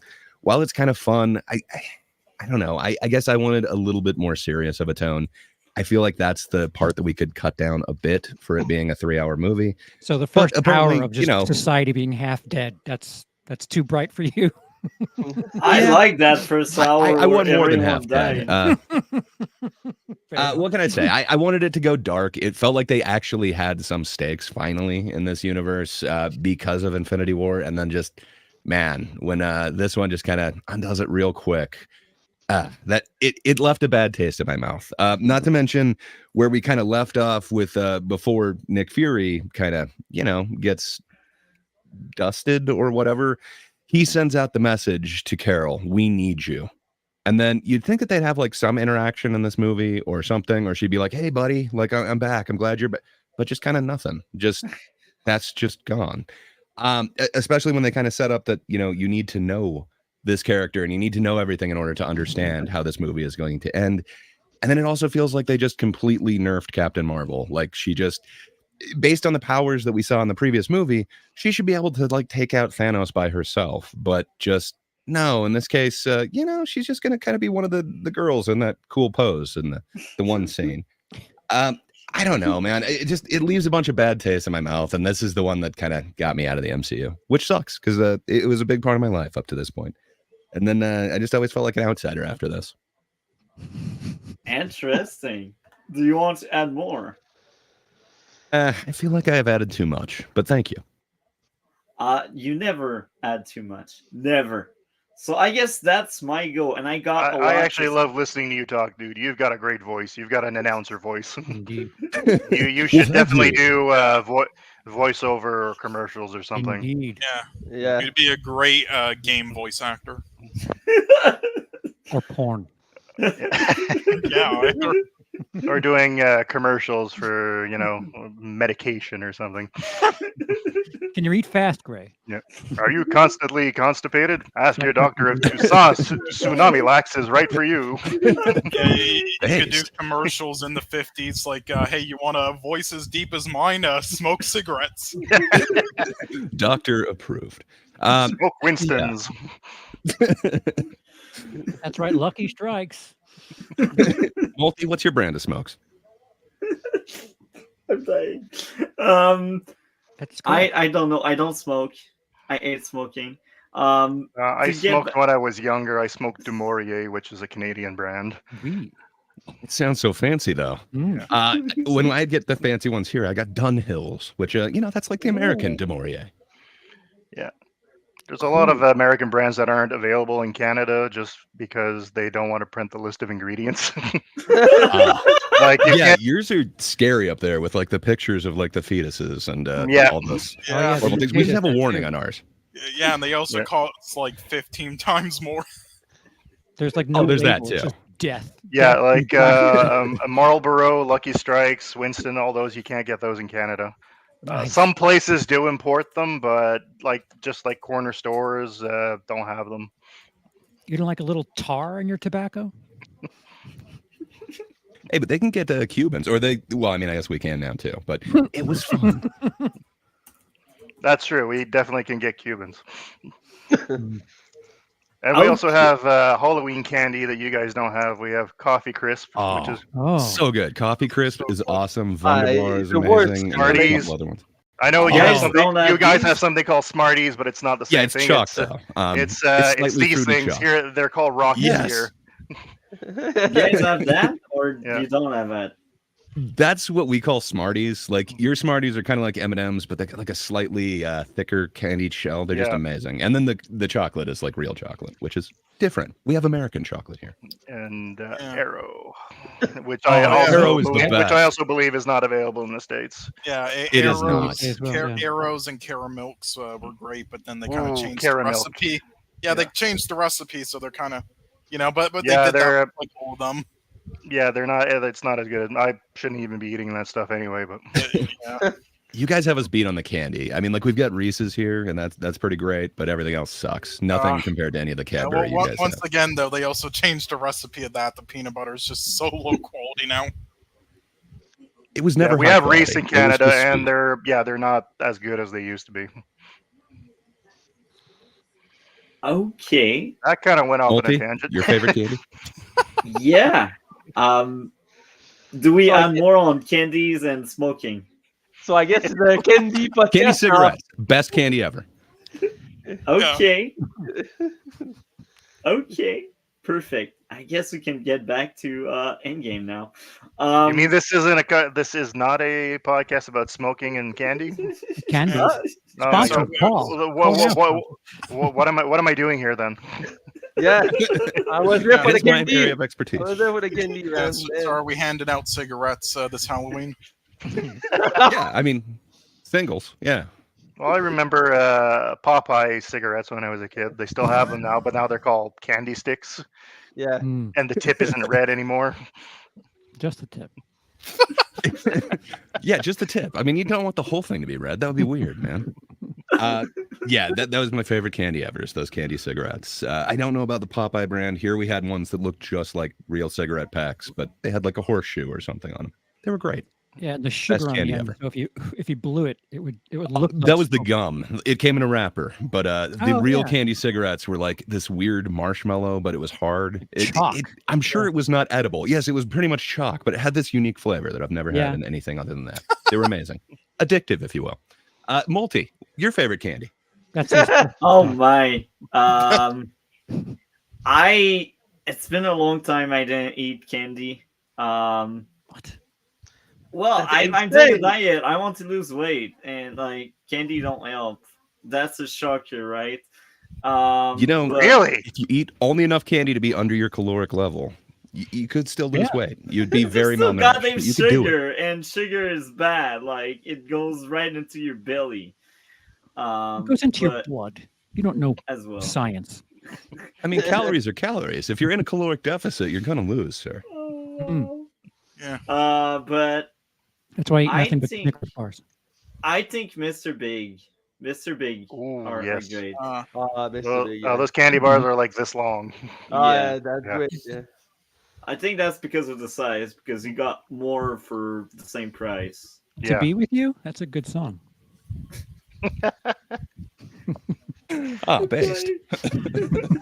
I didn't More think I'd 90s think about that nostalgia. yet. Hold on, little girl. I am not a singer. That was weird. You brought up Mr. Indeed. Big. To make it weirder, multi. You don't know the band Mr. Big from the early 90s. Oh, okay. Come on, I man. You see. should at least know the bass player. That's a no. That's a hard no. He's one of the greatest. I'm drawing Okay. a blank though. I don't remember who it is. So I guess now, let's just share what I got to say about Endgame. I had 4 issues with it. Failed attempt at joke during the sad moment in the meeting. The guy said he cried at desert. The dialogue also felt weird. Bruce got too much off-screen growth. We said it, like Prof Oak. Like, why didn't we spend time with Oak to see how he changed into Professor Oak? The attempt at humor was bad in the dinner scene with the kids and Prof Oak. Seeing old Cap passing the mental broke. That movie time travel aspect as him branching to another timeline didn't stop him to also be part of the main timeline. That was really weird. So these were my 4 issues. When I was rewatching, I kind of expected to hate the scene where all the female heroes were there, but I was surprised it didn't bother me that much. So I feel like that's overblown. The hate around that scene is overblown. Was that needed? I don't know, but are we justified to hate on it? I don't think so. I don't know. Maybe I'm crazy. Yes. Okay, I'm crazy. Perfect. So these were my 4 issues. So again, I was surprised I wasn't bothered that much by the all assembled female Avengers, whatever. There's so much to like about that movie. I enjoyed the action and seeing Hawkeye being the bad guy. Because he was still hitting people, like in a very PG way, because like there was no blood. But I mean, the first scene he is in, he deletes a bunch of people. That's that's violent. Well, not the first scene, but the first scene after the time skip, I should say. So yeah. Um, well shown out. The snap just made Hawkeye family go away. I thought that first scene was very impactful. If you just had seen Infinity War prior, you're like, dang, okay. Well shown out. Tony cares for Pepper through the recordings.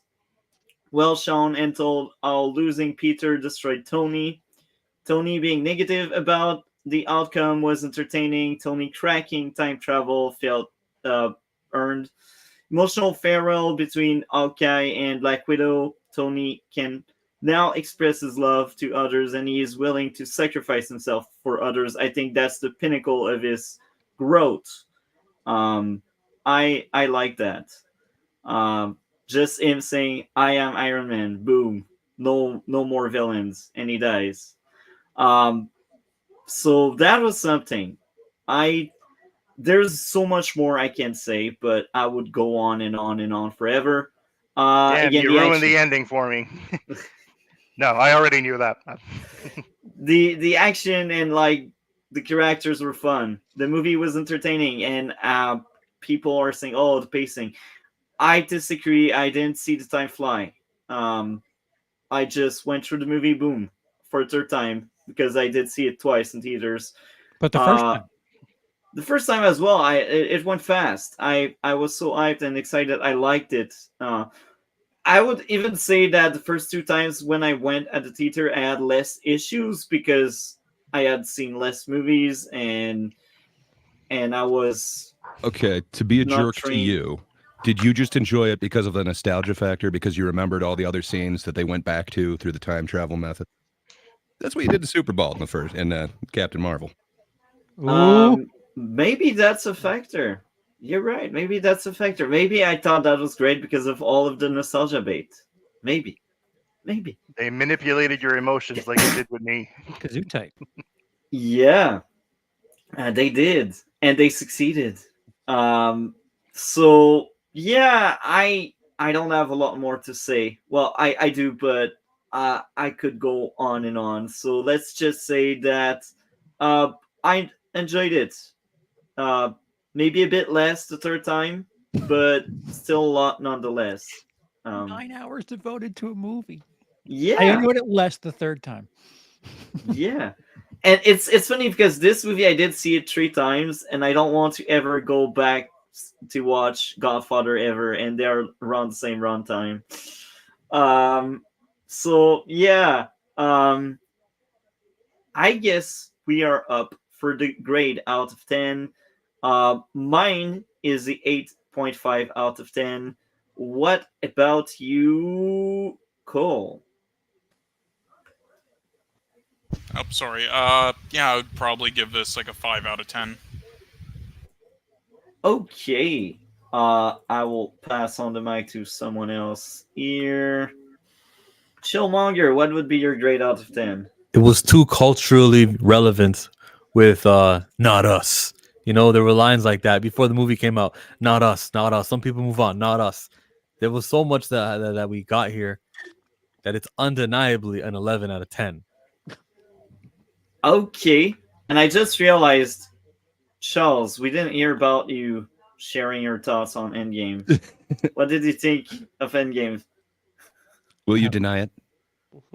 I will deny it. No. Ugh. Multi, do you have anything else to add? No, not really. Oh, That's why we are there now. yeah, I gave. Oh wait, score. What do you want from me? What did you think of Endgame and then the your world. score? So your overall thoughts and then your score. It was a culmination of 10 years, right? Around 10 years or just Yeah, 10 years? yeah. Actually, Uh, 11 years because that was 2019 and the first Iron Man was 2018. So that was 11 Excuse me, years. Hulk came first.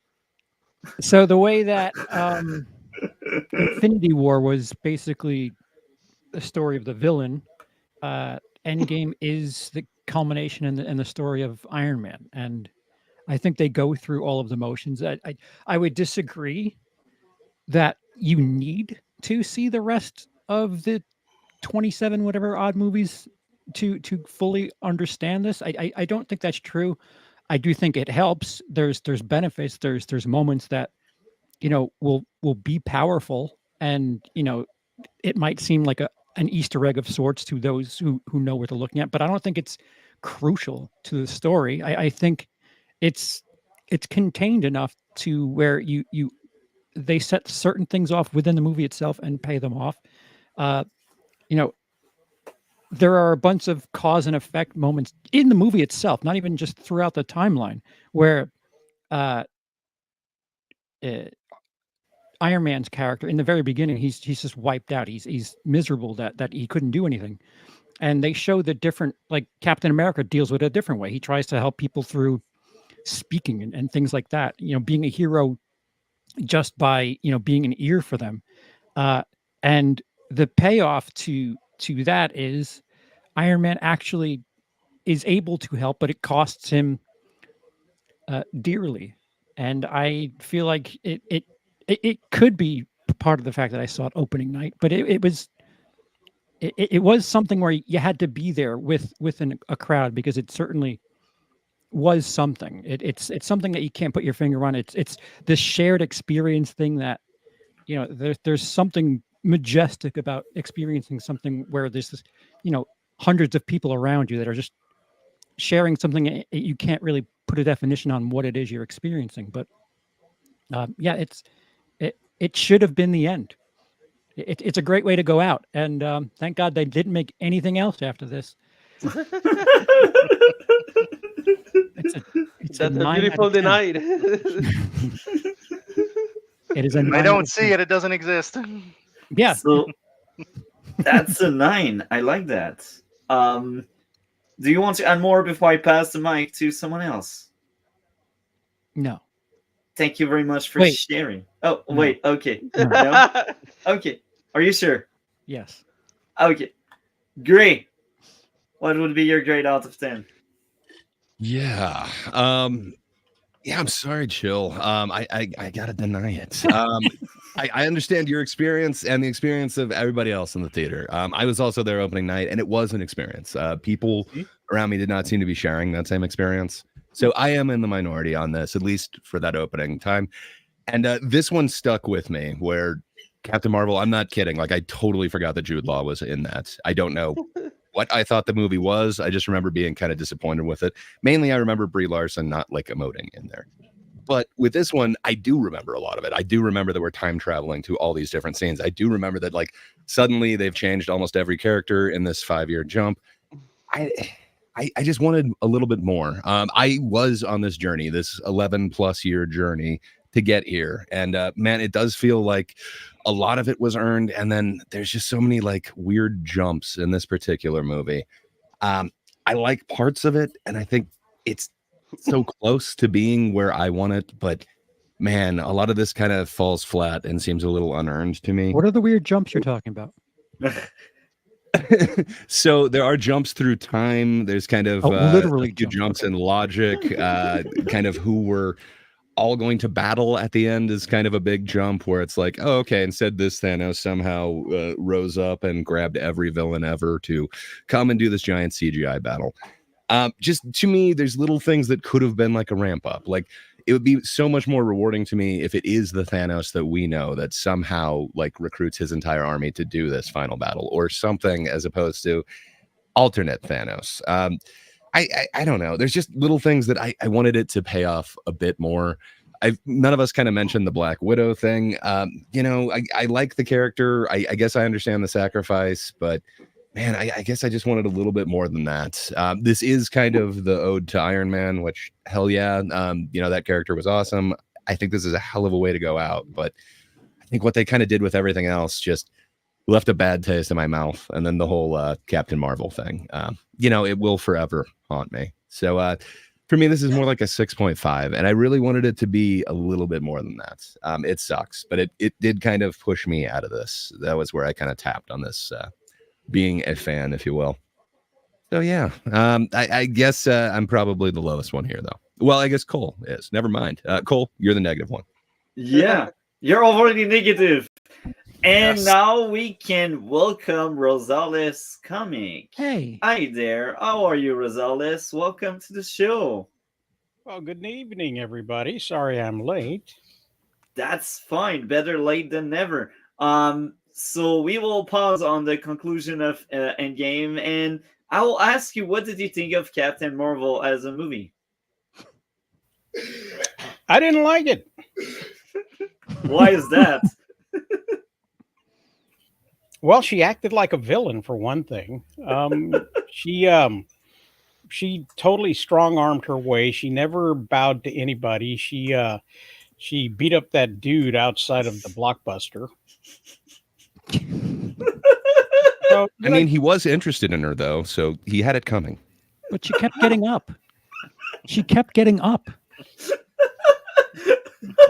some people need to know when to stay down. That's not very progressive, Rosale. Her character is an a-hole, so there's that too.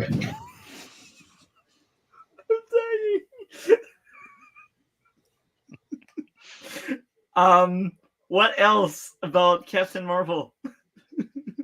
Is there any redeemable quality of that movie?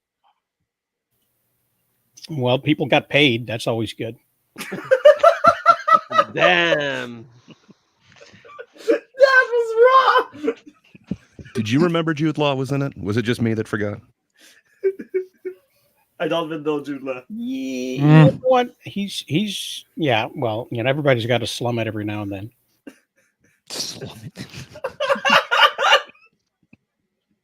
Okay. If you had to give a score to Captain Marvel, what this score would be? Well, if I was forced to give it a score, I guess I would give it a 2. Okay. Okay. Interesting. Out of 10 or out of 5? Oh, we're not scoring to 100? Oh, my bad. Where? We're going metric system. Okay. Welcome to Canada. Well, I do that in honor of all of my Canadian friends. We appreciate it. We're all here. Yeah. I'm dying. That was the best show we had since the Barbie stream. Amazing. So Rosales, now we are into Endgame. What did you think of Endgame? I thought it was overhyped. I thought it did not exactly deliver on what it what it promised. They gave away the title in the movie before, and then they tricked us into watching Captain Marvel, thinking it was essential movie making and story plot, and it wasn't. And so you go into this and you realize, really, that's all there is to it. She's going to come in here and impress Thor, and that's it. And it just, So aside from her being in the film, and the way that it all kind of came together, and the teasing of the Avengers. I think it was all right. I mean, it was okay. It wasn't the mega classic ending that everybody really wanted it to be. I mean, for some people, it probably was. I don't know how everybody scored. I came in late, but I think it's a good solid 5 out of 10. Sure. Shush. I'm asking you a question. Don't tell me to shush. No, I said sure, and then I muted it, but I muted it too quickly. So that's a 5 out of 10, right? Yes, sir. Okay. Well, I will now ask Matt, what's your grade out of 10 for Endgame? For me, like I say, I love this movie for what it gives to me. Many emotion, many great moment. All what I want to see in the MCU movie, and it's a great ending. I was very touching by the ending of the Iron Man and the Captain America. So for all of that, and so many little details for the reference, I give a 8.5 of the 10 for this movie. But yeah, I'm lucid. I see this not a extraordinary movie for what is give, but for a perspective as a comic book guy and for an MCU fan, is a very excellent movie to see. Okay. Thank you for sharing. Do you want to add more? No, it's okay. Okay. So did I forgot anyone? Did I? Did everyone give their score Yeah, on Endgame? everybody except me, but Yeah. obviously I didn't see it. But Yeah. I will. How would you judge a book by the cover? Yeah. Yeah. I don't know. I don't even know what the cover looks like. It's got everyone on it. Various sizes, but literally every character ever. Oh, okay, Also so women. it's like one of those sampler packs then that has everything in it. Yes, it's Yeah. Whitman's Um, superhero movie. yeah. Yeah, once you finish the I journal, will give my rating and some future episode when I finally get caught up in the MCU, which will be at some point in the distant future, probably. 2080. Don't I- get distracted by the I fact will that give the, you a smaller list so you don't need to see every single thing, but you will still be able to kind of understand Don't watch his that list. thing. Yeah, a very Do not small watch his watch list. list. if Just you remember ignore the the list fact that maker. they don't play by their own time rules, then you should have fun. All right. Facts. So I guess. Yes, there's one other thing that nobody kind of mentioned. I do want to give praise to the actress. What is it, like Karen whatever? Gillum? Yes, Karen Gillan, the one who did Nebula. Yeah. I wanted a little bit more for that character and the previous one, the Infinity Wars, but man, I think she did have a strong performance in this, and she did pretty.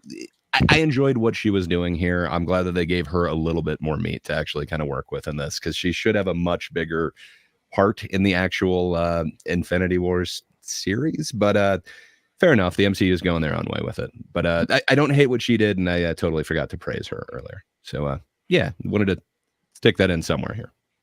One thing about Karen Gillan is, well, she's Scottish, but she does a very good American accent, at least I find. And I prefer when she plays an American because even though she's Scottish, Big I cream. hate her Scottish accent. It sounds fake, even though she's actually Scottish. Wow, That's all I wanted to say. amazing. I'm looking forward for the next MCU talk we shall have. Oh my, we got another person that just arrived. Welcome, Blue Minty. How What up? are you? So so we were in the kind of outro. So I will ask you, what did you think of Captain Marvel as a movie? Ooh, Captain Marvel as a movie. A little bit underwhelming. I think you go back and watch it now, it's a little bit better than probably what was first perceived, but probably more underwhelming than not. Okay. Like I don't really have nothing too much to see. You know what I mean? Like I That's think they fine. could have did way more if they would have put it in the present during that time. I think it would have been better, but they wanted to give us a backstory on her. I think they could have did that and had her in the present, but it is what it is. That's interesting. So, what did you think of Endgame? Endgame was good. I think both of those, Endgame and not Civil War, Infinity War. Infinity War. Appreciate it, Chill. Appreciate it. I think they were both good movies, and I think that's one thing that kind of catapulted because what was in between those, Ant-Man and Captain Marvel. Yeah, You know what I'm saying, it brought some interest into those two movies, which acted as a bridge between those two. You know what I'm saying? So, but I think both of those movies did what they were supposed to do and serve the purpose they were supposed to serve. amazing. Would you do you want to add anything else about Endgame? No, I mean, we got some good Thanos one-liners. I mean, you know, I think it was just right. If you were a fan of Marvel, if you're a fan of the MCU, and you've been following it, you know what I'm saying, from inception up until that point, I think it gave you exactly what you wanted, you know what I'm saying, in the movie. So I don't have no issues with Endgame, no issues with Infinity War. Yeah, they did. I think they pulled off what they were supposed to pull off. If Marvel would have said, "All right, we done," that would have been it. I think it would have been a nice little ride off into the sunset. Call it a day. I think that's something that's very common belief. I think most people are like, they should have ended it at Endgame, and that could make a lot of sense. We wouldn't get like Far From Home, and I feel like we had great stuff with Far From Home, but ending with Endgame would have been great. Yeah. So, what would be your grade out of 10 for Endgame? Probably a 9. I'll give it like a 9 out of 10. Very interesting. Yeah, probably a 9 out of 10. So, I guess now I will ask the panel if the panel would like to add anything on Captain Marvel or Avengers Endgame. I guess not. So, we are going into the outro, and I will start with Matt. What do you have going on your end of the internet? Like each week, I see a movie and a TV show, and I write about them. I write the critique about this, but in French, so not for your audience again. Other than that, I go to cinema. I see Joker 2 last week, and I see many things, but it's too long to talk here. But yeah, same and the same. I read, I see thing, I read thing, and repeat that. Yeah. What did you think of Joker 2? Because you brought this up, and I heard a lot of negative stuff, and we got a Defender in gray. So, what did you think of Joker 2? It's a complicated movie to talk about. It's not a great sequel, but the first Joker was a unique movie, not need a sequel. So that is the first problem of this sequel. The first had a unique story. For the sequel, Joaquin Phoenix is again is great, is perfect as Joker, but for the story itself, you have nothing to care about in this story. Is some of the element is the same in the first movie.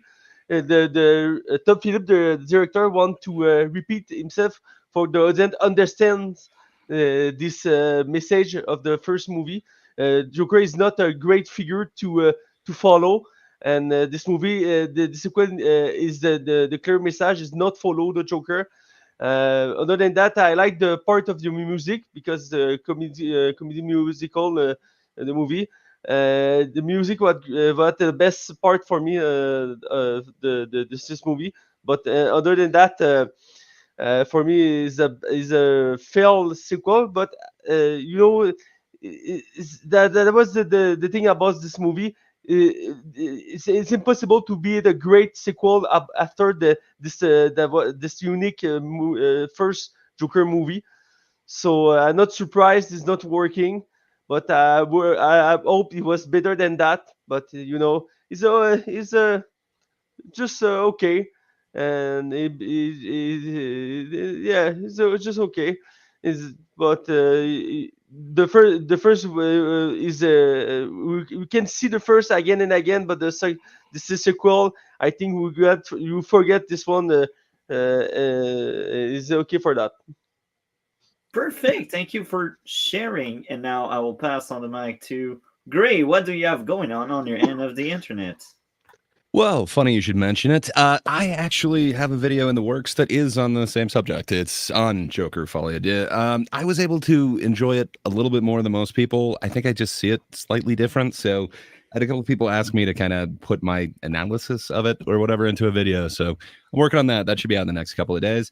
But other than that, yeah, I think tomorrow on Charles's channel. So that's YouTube at Willis Scredia.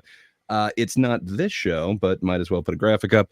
YouTube at Willis Scredia. If you go over there, we're having a spoiler chat. We're going through Strange Darling and kind of a lot of spoilers on what we liked about it, and then there's been a bit of criticism, and I know some of Charles's chat is kind of against it. So yeah, we're kind of diving deep into that. And then Thursday morning, we happen to kind of be covering a similar subject on The Thinkers. So on That Darn Kidda's channel, that's YouTube at That Darn Kidda, it's a group of a whole bunch of people from like 3 different continents that get together and argue about everything.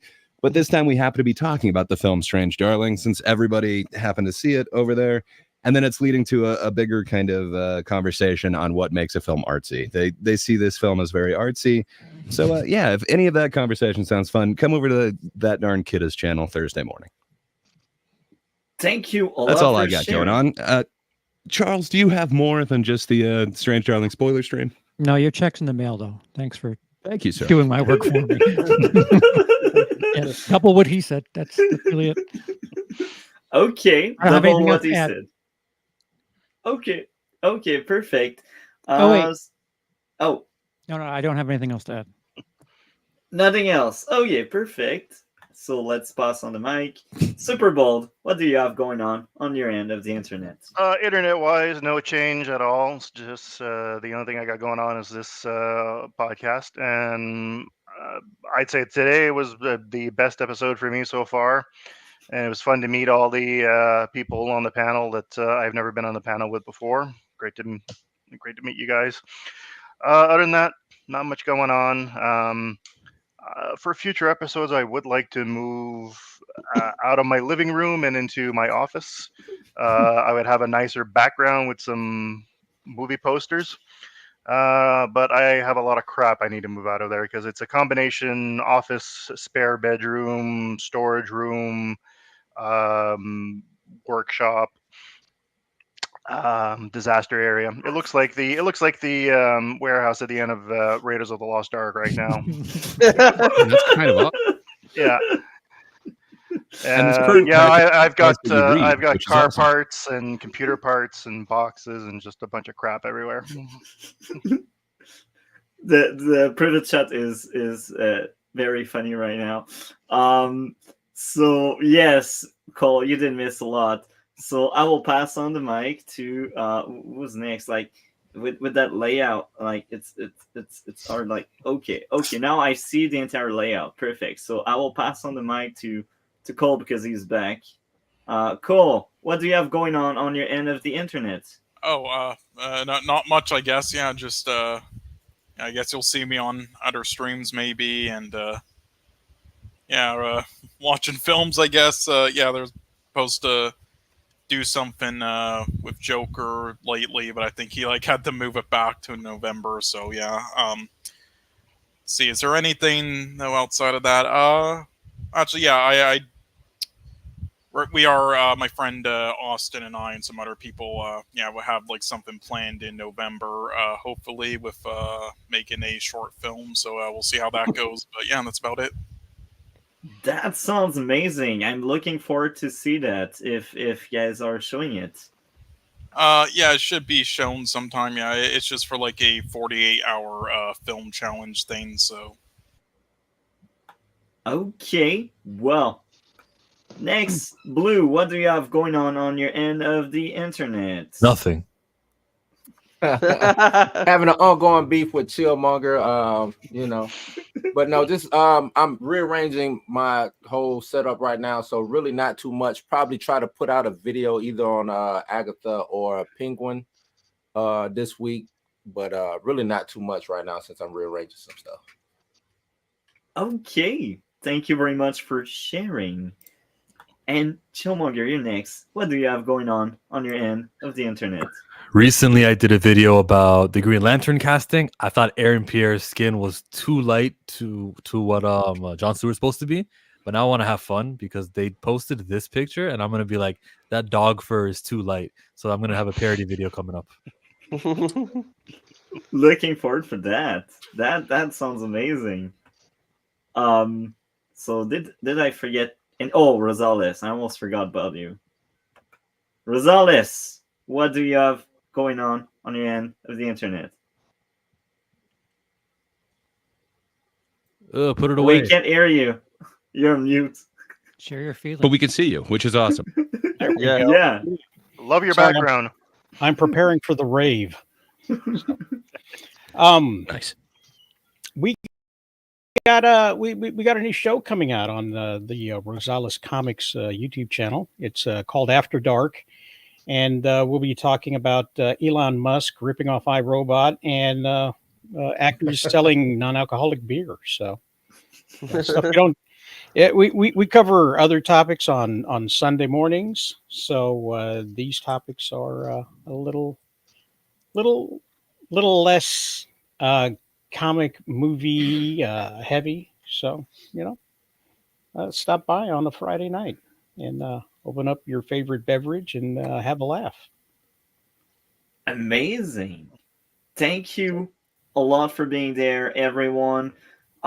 We had a great show, I think, and I strongly believe this was my favorite episode we had since the Barbie one. The Barbie one is legendary, and that was like right before Jury's first appearance, which is weird, but this one is an amazing episode, and it's weird because I think Chillmonger and Cole are the only two right now on the panel that were there on the Barbie one. But even there, Chillmonger, I don't know if you were on the Barbie specific one.